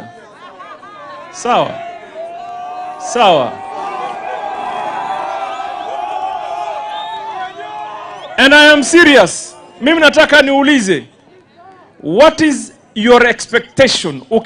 Ukimpigia Badi kura, Badi Twalib, ukimpigia kura unakuwa na matarajio, sivyo? Kwamba nampigia mbunge wangu huyu, matarajio yangu ni kwamba afanye kadha wa kadha, sivyo? Si hata rais wetu tukimpigia kura tuko na matarajio. There is expectations kwamba tunataka huyu rais tumpigie kura afanye mambo fulani. Mimi nikimwangalia William Ruto, and I want us to be very honest with one another, sivyo? Kando ya yale maneno ambaye ndugu zetu wengine wanasema, nataka niwaulize na munipe maswali, munipe jawabu la ukweli. Jomvu, niwaulize, huyu rais William Ruto tunataraji ajenge manyumba. Nyumba zinajengwa hazijengwi? Zajengwa hazijengwi? Huyu rais William Ruto tunataraji ajenge mabarabara. Barabara zajengwa hazijengwi? Zajengwa hazijengwi? Huyu William Ruto tunataraji alete afya bora. Afya bora yaletwa hailetwi? Yaletwa hailetwi? Huyu rais William Ruto tunataraji ajenge mashule. Mashule yajengwa hajengwi? Yajengwa hajengwi? Rais huyu tunamtaraji aifanye shilingi yetu iwe stable dhidi ya pesa za nchi zingine kama dola. Amestabilize haja stabilize? Shilingi iko stable haiko stable? Niulize, huyu rais huyu tunamtaraji ashukishe bei ya petroli. Imeshuka haikushuka? Imeshuka haikushuka? Huyu rais tumtaraji bei ya unga ishuke. Imeshuka haikushuka? Imeshuka haikushuka? Sasa nauliza fitina za nini? Fitina za nini? Nataka naulize watu wa Jomvu. Ukilinganisha baina ya William Ruto na wale ambaye wako pande ile, and to be very honest and sincere, kuna malinganisho kweli hapo? Si kuna wale ambao wako wanatupinga, wanatukataa, wanasema shareholding, na kuna wengine ambao wametubeba, sivyo? Na wakaleta usawa wa kitaifa, ama namna gani? Si tuko hapo? Ama hatuko hapo? Sasa basi mimi naambia watu wa Jomvu, kwa heshima na taadhima, mimi Hassan Ali Joho. Najiangalia hivi na naangalia siku za usoni, nikiangalia kule mbele, nikiangalia wapi mbele. Naomba kwa jina la Mwenyezi Mungu nishikane na viongozi hawa wa kitaifa, nishikane na viongozi ambaye wako sasa, niuze sera ya umoja, sera ya Raila Amolo Odinga, sera ya William Ruto. 2027 tumuingize Ruto arudi pale 2032, na ngojea hiyo kiti ya urais hapo mbele. Mimi tumeelewana ama hamjaelewa? Hamjaelewa? Hamjaelewa? Nasema wanajomvu oye, twataka tumuunge mkono William Ruto sasa. William Ruto 2027 ikimalizika hapo 2032 2030 hata sisi tuhesabiwe, sivyo? La mwisho, unajua mimi nasema namna hii, kuna watu ambaye juzi walisema wao ndio wengi, ama mkusikia? There is somebody who said wao wako milioni 8, wao wako milioni 8, na wao ndio wataweza kusema nani atakuwa rais, nani atakaa tamu ngapi, nani ataenda nyumbani, nani ama mkuwasikia hao? Na wakawaambia nyinyi watu wa Mombasa nyinyi ni wachache. Amkusikia hayo? Mnaambia ati Mombasa ni wa nini? Mombasa ni wa nini? Simuliambiwa Mombasa nini? What I want to tell them today, kwamba sisi ni wachache, lakini safari hii kando na uchache wetu, kura zetu zitahesabika. Kura zetu zitafanya nini? Na kwa mtu anayeelewa hisabu, kwa mtu anayeelewa hisabu, wachache katika Kenya hii ndio wengi. Umeelewa hiyo? Wachache katika Kenya hii ndio nini? Wengi. Tukumekubaliana mpaka hapo? Sasa nyinyi mtaniunga mchache mwenzenu? Mtaunga mchache mwenzenu? Tuhesabiwe, tupige kura 2027. William Ruto apige 2 terms. Apige nini? 2 terms bila ya break. Hebu niinulieni mkono kama tumekubaliana namna hii. Sasa ngoja, kule nilikotoka mimi nilikuwa naimba nyimbo. Kule nilikotoka nilikuwa naimba nyimbo nikisema, wakichoma wachomeke kule, wacha. Sasa bahati nzuri namwona mwenye nyimbo yuko hapa, Susumila. Nataka aje imbe, wakichoma wachomeke, wacha Ruto atambae. We Isufu uko wapi? Uibadilishe, wakichoma wachomeke na mkono juu. Wapi Jomvu? Wapi Jomvu? Wapi? Weka vidole viwili juu. Weka vidole viwili juu. Sema 1 2 3 twende. Wakichomo wanachoweka kule, wacha Ruto. Wakibandu wanabadika kule, wakichomo wanachoweka kule, wakibandu wanabadika kule. Sema we, wacha Ruto. Ase ase ase ase. Siwasikie, wacha Ruto. Siwasikie. Wacha shabiki asema nataka kucheza ngoma gani. Tatingisha kichwa, mabega, kiuno, kipenda tatingisha taba. Wacha shabiki asema nataka kucheza ngoma gani kwa saa. Tatingisha kichwa, mabega, kiuno, kipenda tatingisha, sema oh. Na kama unapenda Ruto sema Zinge ucheze na sisi, sema oh. Na kama unapenda Ruto sema Zinge ucheze, twende. Afipole, afipole, afipole, afipole, afipole.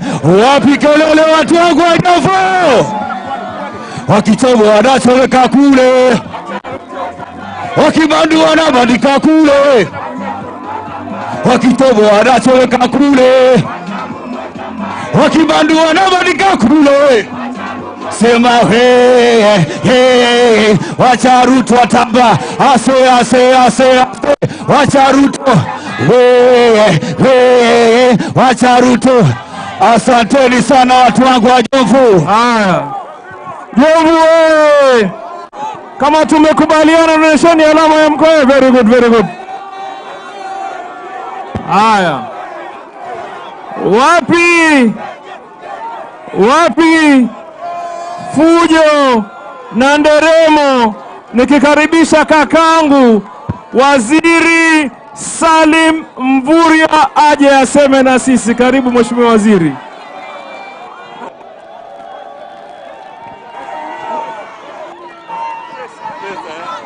Pesa, pesa, pesa, pesa, pesa, pesa, tutam, tutam, tutam, tutam, tutam, tutam, 1,500 kutoka kwangu. Jomvu hoye! Jomvu hoye! Kina mama hoye! Vijana hai! Twalibu hoye! Aya, tutam si tutam? Hebu nione tutam. Nione tutam. Basi kwanza mimi nina mawili matatu kuzungumza siku ya leo. Kwanza wananchi wa Jomvu, kina mama wote na vijana, nataka kuchukua nafasi hii kuweza kuwashukuru sana kwa kuja hapa kwa wingi na kuunga mkono mbunge wenu Badi Twalib aka Fulangenge. Leo tumekuja hapa timu Kenya. Hii timu Kenya ambayo imeongozwa na naibu wa rais, tumewatembelea hapa siku ya leo kwa heshima kubwa. Tunamheshimu mbunge wenu kwa sababu mbunge wenu anafanya kazi nzuri.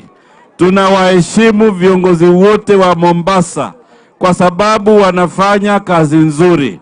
Na mimi pamoja na ndugu yangu waziri wa madini Mheshimiwa Joho na viongozi wengine wote wa Pwani, sisi sote tumeshikana pamoja ili tushirikiane, tufanye kazi katika hii Kenya bila ukabila, bila ubaguzi, kwa sababu Mheshimiwa Rais wetu Daktari William Samoei Ruto hakuchaguliwa kiolela, alichaguliwa kwa sababu ya ajenda. Na sisi tunaiona ajenda ya Mheshimiwa Ruto ni ajenda ya kutusaidia hapa Pwani na Kenya kuondoa hali ya umaskini, kuondoa hali ya vijana kukosa ajira na kuimarisha uchumi wa nchi yetu. Na ndio maana katika hiyo miradi ya kipaumbele, hii Pwani, hii Jomvu iko ndani na katikati ya maendeleo ya Kenya. Ukiangalia vigezo ya uchumi ya hii jimbo, mambo ya bandari iko kipaumbele, kuanzia Lamu hapa Mombasa, mambo ya Dongo Kundu, mambo ya bandari ya Shimoni, yote hiyo iko ndani ya serikali na utekelezi wa rais wetu Daktari William Samoei Ruto. Mheshimiwa Ruto kuna mambo matatu ambayo anatumia ili kuboresha maisha na ajira ya vijana. Kuna ile tunaita kazi majuu, ile ambayo vijana wanaajiriwa kule ng'ambo na wizara ya leba. Na wizara yangu ya vijana, sisi tunawalipia kupitia Youth Fund ili waweze kuajiriwa kule ng'ambo. Jambo ya pili ni ajira mtaani, vijana wale mambo ya mtaani ambayo inarudi tena kazi mtaani. Ambayo nyingine ya tatu ni ajira mtandaoni, ili vijana wapate ajira mtandaoni. Ndio maana kila ward katika nchi yetu inajengwa ile digital hubs ili kusaidia vijana wetu. Kwa hivyo leo tumekuja hapa si kwa bahati mbaya, lakini tumekuja hapa kwa sababu tunajali maisha ya wananchi wetu. Kwa hivyo huyu Mheshimiwa Ruto ametutuma hapa siku ya leo, tushirikiane na nyinyi, tujenge uwezo vijana, tujenge uwezo kina mama. Kina mama hai! Kina mama hai! na wakati Mheshimiwa Ruto anaendelea utekelezaji wa ruwaza yake, tunataka kuelezea kila Wakenya, hakuna jambo ambayo inaweza kufaulu bila amani. Kwa hivyo jambo la kwanza, tuipende nchi yetu, tukatae kuvunja na kuchoma nchi yetu, tuungane mkono, tuhakikishe nchi yetu iko na amani. Nchi yetu ikiwa na amani, biashara yetu itaenda vizuri, masomo yetu yataenda vizuri, kina mama watakuwa na ustawi wa biashara. Kwa hivyo wale ambao wanachochea mambo ya ukabila, mimi nawaomba Wakenya wote tuhakikishe tunakataa kugawanywa kwa misingi ya ukabila. Na ndio maana Waziri Mkuu Mheshimiwa Raila Odinga na rais wetu William Ruto wameshikana pamoja kwa serikali ya mapana na marefu, na hiyo serikali imetuleta pamoja. Si mumeona sisi wote tuko hapa pamoja? Wale walikuwa Kenya Kwanza, wale walikuwa Azimio, sote tuko ndani ya timu Kenya ili tuhakikishe nchi yetu imeendelea mbele. Na kwa sababu mpango wa rais wetu ni mpango wa muda mrefu, mpango wa Dongo Kundu, mpango wa barabara hii ya Jitoni, ndio maana tunasema two term. Nikisema Ruto, sema two term. Ruto! Ruto! Hebu nione two term kwa kila mmoja wetu, nione two term. Na sisi viongozi wenu hapa Pwani tumesema tutashirikiana pamoja. Hakuna tena tofauti ya chama, hakuna tofauti ya aina yoyote. Tutashikana na Kenya nzima ili tuzidi kupeleka nchi yetu mbele. Baada aendelee asiendelee? Baada aendelee asiendelee? Ruto aendelee asiendelee? Zamzam aendelee asiendelee? Mvurya aendelee asiendelee? Joho aendelee asiendelee? Basi Mwenyezi Mungu awabariki. Leo tumekuja kuinua maisha ya kina mama. Ni kweli si kweli? Wamama waendelee wasiendelee? Wamama wa Jomvu waendelee wasiendelee? Mimi nitasindikiza na shilingi 500,000. Asanteni sana. Asante sana. Aya, 500,000. Makofi ya 500,000. Hapana. Makofi ya 500,000, makofi ya 500,000. Asante. Pesa sasa ndio hii hapa 500,000. Si sasa pesa imetosha? Imetosha haijatosha? Aya, Joho kila kiongozi ambaye amezungumza hapa ameleta hela zake. Kila mtu. Aya, sasa tunaenda juu. Lakini wananchi wamechoka na wametosheka na pesa. Bado. Wapi ngoma ya gavana wetu wa Mombasa? Ngoma, we DJ, ngoja kidogo, ngoja. Kuje vizuri gavana. Tunataka ndio hiyo. Tupe hiyo. Hivi.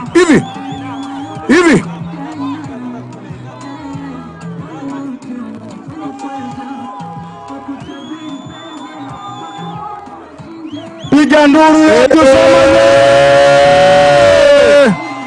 mikono ya tuta mwavisomaje. Twende hivi. Asante sana. Haya, Jomvu mambo. Hebu kwa upande huu kwanza, vijana tufanye namna hii. Nikija huku tunaendelea namna hii, nikija huku tunaendelea namna hii. Jomvu ishasema. Unajua, wakati tunataka kuwa gavana, ni hii Jomvu ndio baada aliinuka akasema ya kuwa Abdulswamad tosha, sio? Hapa Jomvu. Na huu mbunge wetu ndo alienda bunge akaambia ule spika wa zamani, akamwambia mimi sina wazimu, nikisema Abdulswamad ndo anafaa. Na hapa Jomvu nimekuwa hapa juzi, tunaanza kujenga shule na panapo majaliwa kuna na hospitali nyingine pia itajengwa hapa. Lakini sasa mimi nataka kuambia wana Jomvu, nisikizeni kwa makini, maneno yangu yawaingie ndani ya moyo wenu kama vile nyinyi muko ndani ya moyo wangu. Muyapende maneno yangu kama mimi vile napenda tabia zenu.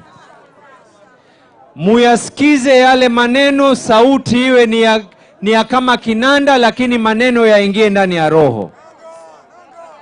Mimi si mwanabiashara, lakini mimi Mungu alinijalia naangalia hali ya anga ya hewa na naangalia uongozi vile unavyokwenda. Wakati Ruto presidenti amechaguliwa na hajaapishwa, na wakati mimi nimechaguliwa na sijaapishwa, tuliweka kikao pamoja. Nikamwambia mimi tukitaka tuendelee bila ya vita baada ya hizi election, kitu cha kwanza nataka ufanye hii hali ya bandari, ni lazima mambo ya clearing and forwarding na transport ziwachwe hapa Mombasa. Kama ingelikuwa siko tokuelewana huko, leo yale makontena yote mnayaona hapa, uchumi ambao kwamba ulioko katika eneo hili la Jomvu, kungelikuwa hakuna hii leo. Kisha sasa mimi nikaangalia hawa wengine. Wakati mmoja alikuwa ni deputy president, kila nikijaribu kwenda katika ile IBEC kuangalia na kutetea mambo ya Mombasa, kila siku tunakanyagiwa. Mambo ya bandari tunakanyagiwa, mambo ya nini tunakanyagiwa. Nikakumbuka huyu Gachagua, wakati mimi ni mbunge na yeye ni mbunge, nikitetea mambo ya bandari, yeye ndo alikuwa mstari wa mbele kuhakikisha ya kwa bandari isiwafae watu wa Mombasa. Na kama nasema uongo nipeleke kotini. Kama nasema uongo nipeleke kotini, ya kwa wewe siye ambaye kwamba katika committee room ya bunge, katika ile jumba la bunge, ambaye ulikuwa katika mstari wa mbele kupinga mambo ya bandari iwafae watu wa Mombasa. Niambie ya kwa nimekosea, kama si wewe uliyesema ya kwa pesa ya bandari inafaa, sio lazima isaidie watu wa Mombasa, iende sehemu moja peke yake pale ulipotoka wewe. Kisha sasa nikapiga hesabu zangu. Wakati alikuwa deputy president hapa, tuliitwa sisi ni shareholder, yeye akasema sisi sio shareholders. Tukaambiwa ya kwa kuna wengine ni Wakenya bora kuliko wengine, ya kwa sisi ni Wakenya duni. Na kama ukusema hivyo, I dare you, sue me. Si yeye alisema ya kwa kuna Wakenya wengine ni bora kuliko Wakenya wengine?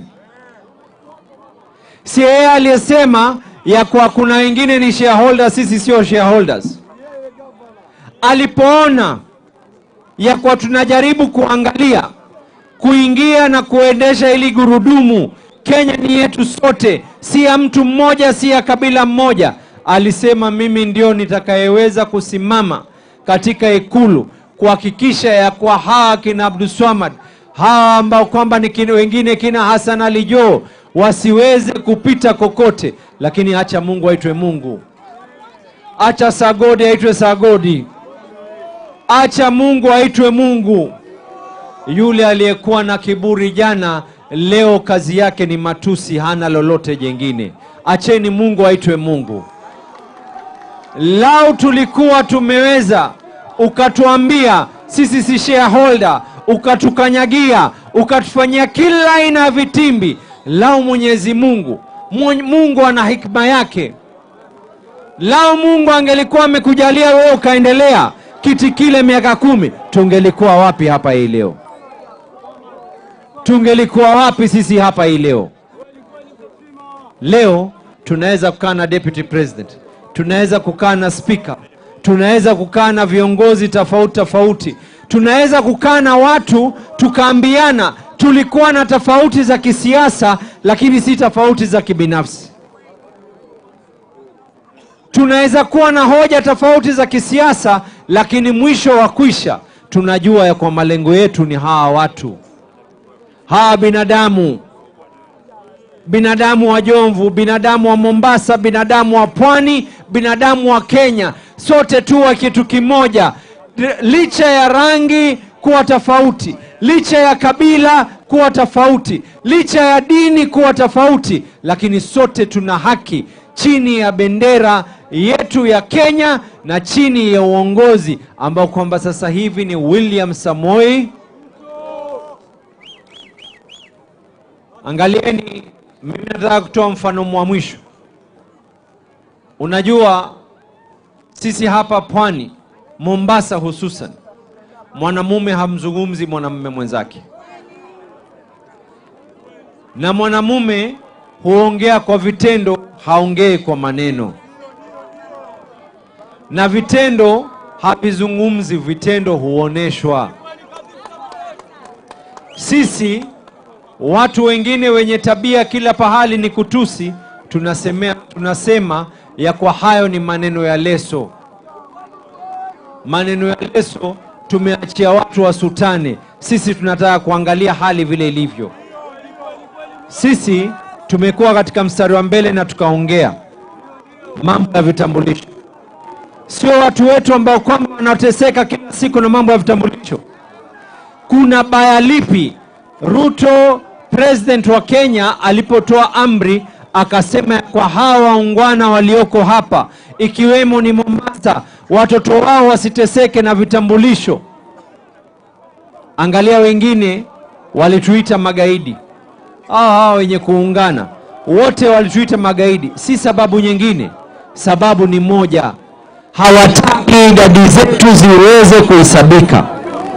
Na mimi nawaambia, wangapi hapa watakubaliana na mimi ya kwa madam tuko na vitambulisho na tuko na uwazi wa vitambulisho, tutachukua kura zetu kwa wengi, watu wasikae na wakasema wao peke yao ndio wamezaana. Hata kwetu sisi twala papa, twala pweza na twala na njugu za karanga, pia sisi twazaana. Tumeelewana mpaka hapo? Tumefahamikiana mpaka hapo? Sasa mimi kwa sababu ya wakati, mimi nataka kuweza kuchukua fursa kuweza kumkaribisha Papa Waremo. Nimeambiwa ya kwa mwanzo nitoe pesa, sio?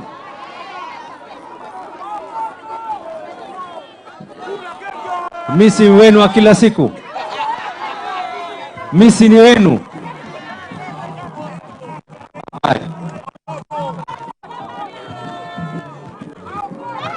Haya, hii 100,000, 200,000, 300,000, 400,000, 500,000 na 1,000 juu yake. Asanteni sana wanajomvu. Papa wa Roma, tunaomba ngoma isikuti upige mara moja. Ala,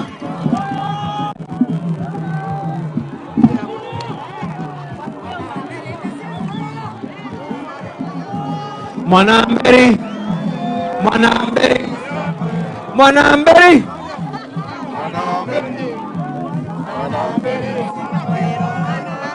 weta wetangula Mwanamberi ne shekho Mwanamberi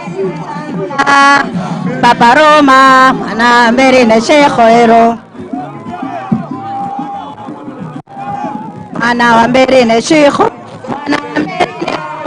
Mwanamberi Paroma Mwanamberi ne shekho Mwanamberi Papa Roma Mwanamberi ne shekho. Asante sana, asante. Karibu Papa wa Roma, karibu Jomvu Garagaze. Papa Roma, karibu sana. Asante sana. Haya, asante sana, asante sana. Wana Jomvu hoye! Wana Jomvu hamjambo? Mungu ni mwema na kila wakati. Ndugu zetu Waislamu, assalamu alaikum. Asante sana. Ndugu zetu wa Jomvu, Nimealikwa hapa na mbunge wenu na tumekuja hapa kwa sababu ya kusaidia kina mama zetu, kuchangisha pesa kidogo kidogo ili kuinua maisha yenu. Kama wewe una stoko ya shilingi 5,000, ukiongeza wengine 5,000 inapanda inakuwa 10.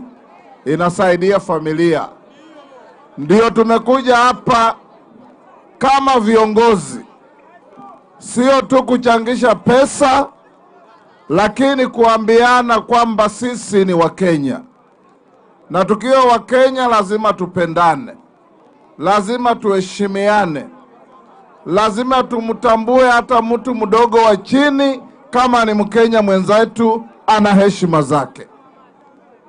Leo tukiwa hapa, mumesikia viongozi wamezungumza maneno mengi, tukiongozwa na Deputy President ambaye ametaja maneno ya maendeleo. Mbunge wenu Badi Twalib ni rafiki yangu. Tuliwahi kufanya harambee na yeye katika hiki kiwanja karibu miaka 6 iliyopita. Tulikuwa hapa tukachanga pesa, tukaenda kufungua miradi ya CDF na yeye. Na yeye katika bunge anaheshimika, sio mtu wa kuroboka maneno ovyo ovyo. Kama speaker sijawahi kumwambia toka nje kwa sababu umekosa nidhamu. Hata sijawahi kumwambia order Badi Twalib, kwa sababu yeye ana maintain order na ni kijana mzuri, kijana mwepesi vile mnamjua. Leo pia tuko na Mama Zamzam, mchapa Kiswahili. Akiwa bunge akiongea Kiswahili, hata wale wananongonezana wananyamaza, wasikize Kiswahili chake sanifu. Nafikiri yeye pengine alisoma vitabu za Shaban bin Robert, mwandishi wa vitabu za maana za Kiswahili. Tunawaomba viongozi tushirikiane, Mama Zamzam na wabunge wote wa Mombasa.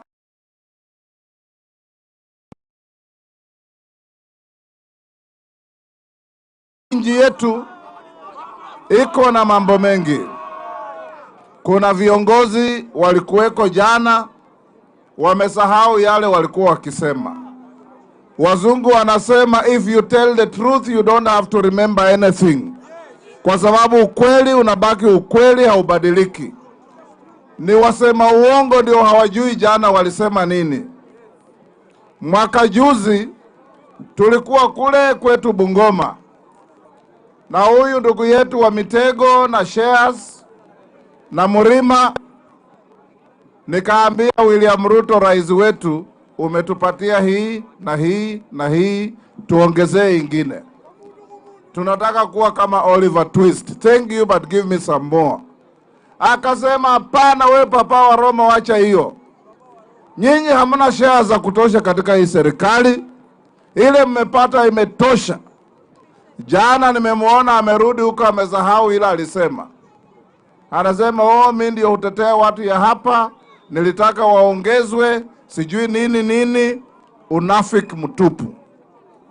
Ni yule alisema ameenda State House ameweka mitego ili Raila akipita huko imshike. Kumbe ni mtego wa panya, unashika waliomo na wasiokuwemo, ukamshika mwenyewe. Leo tukiwa hapa tunataka waste no time kuambia ya kwamba Kenya imesonga mbele. Hakuna kabila ndogo, hakuna kabila kubwa, sisi zote ni Wakenya. Hakuna jamii ndogo, hakuna jamii kubwa, sisi zote ni Wakenya. Uwe kabila gani, dini gani, rangi gani, lazima tuheshimiane kama Wakenya. Hapa Mombasa nataka kumtolea kofia gavana wenu, kwa sababu nyinyi ndio number 1 Kenya mzima kwa kujiandikisha kwa SHA, ambaye inasaidia watu katika mambo ya afya. Na wale ambao hawajajiandikisha muendelee kujiandikisha. Mambo ya barabara inaendelea kutengenezwa. Hii bandari yetu ambayo ndiyo kivuko kikubwa cha hii region yetu ya kiuchumi.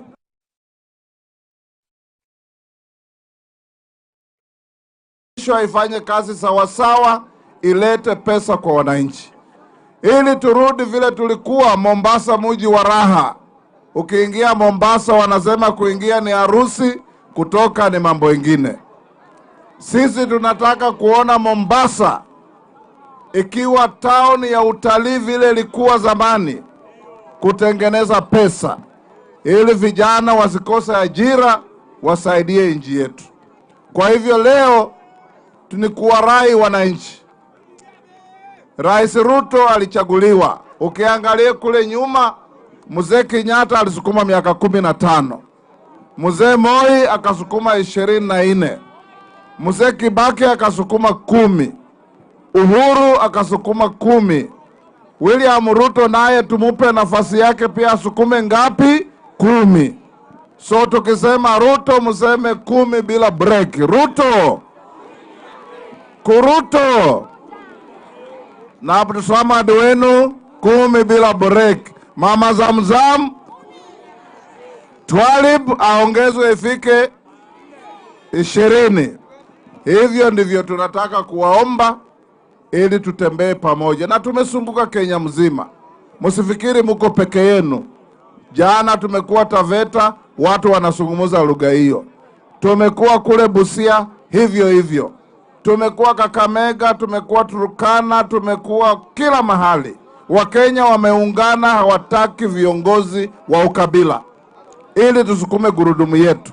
Na wale ambao wanafikiria kama si wao viongozi hakuna uongozi, tunawaambia pole sana. Mungu halali, Mungu hachoki, Mungu anasaidia kila Mkenya.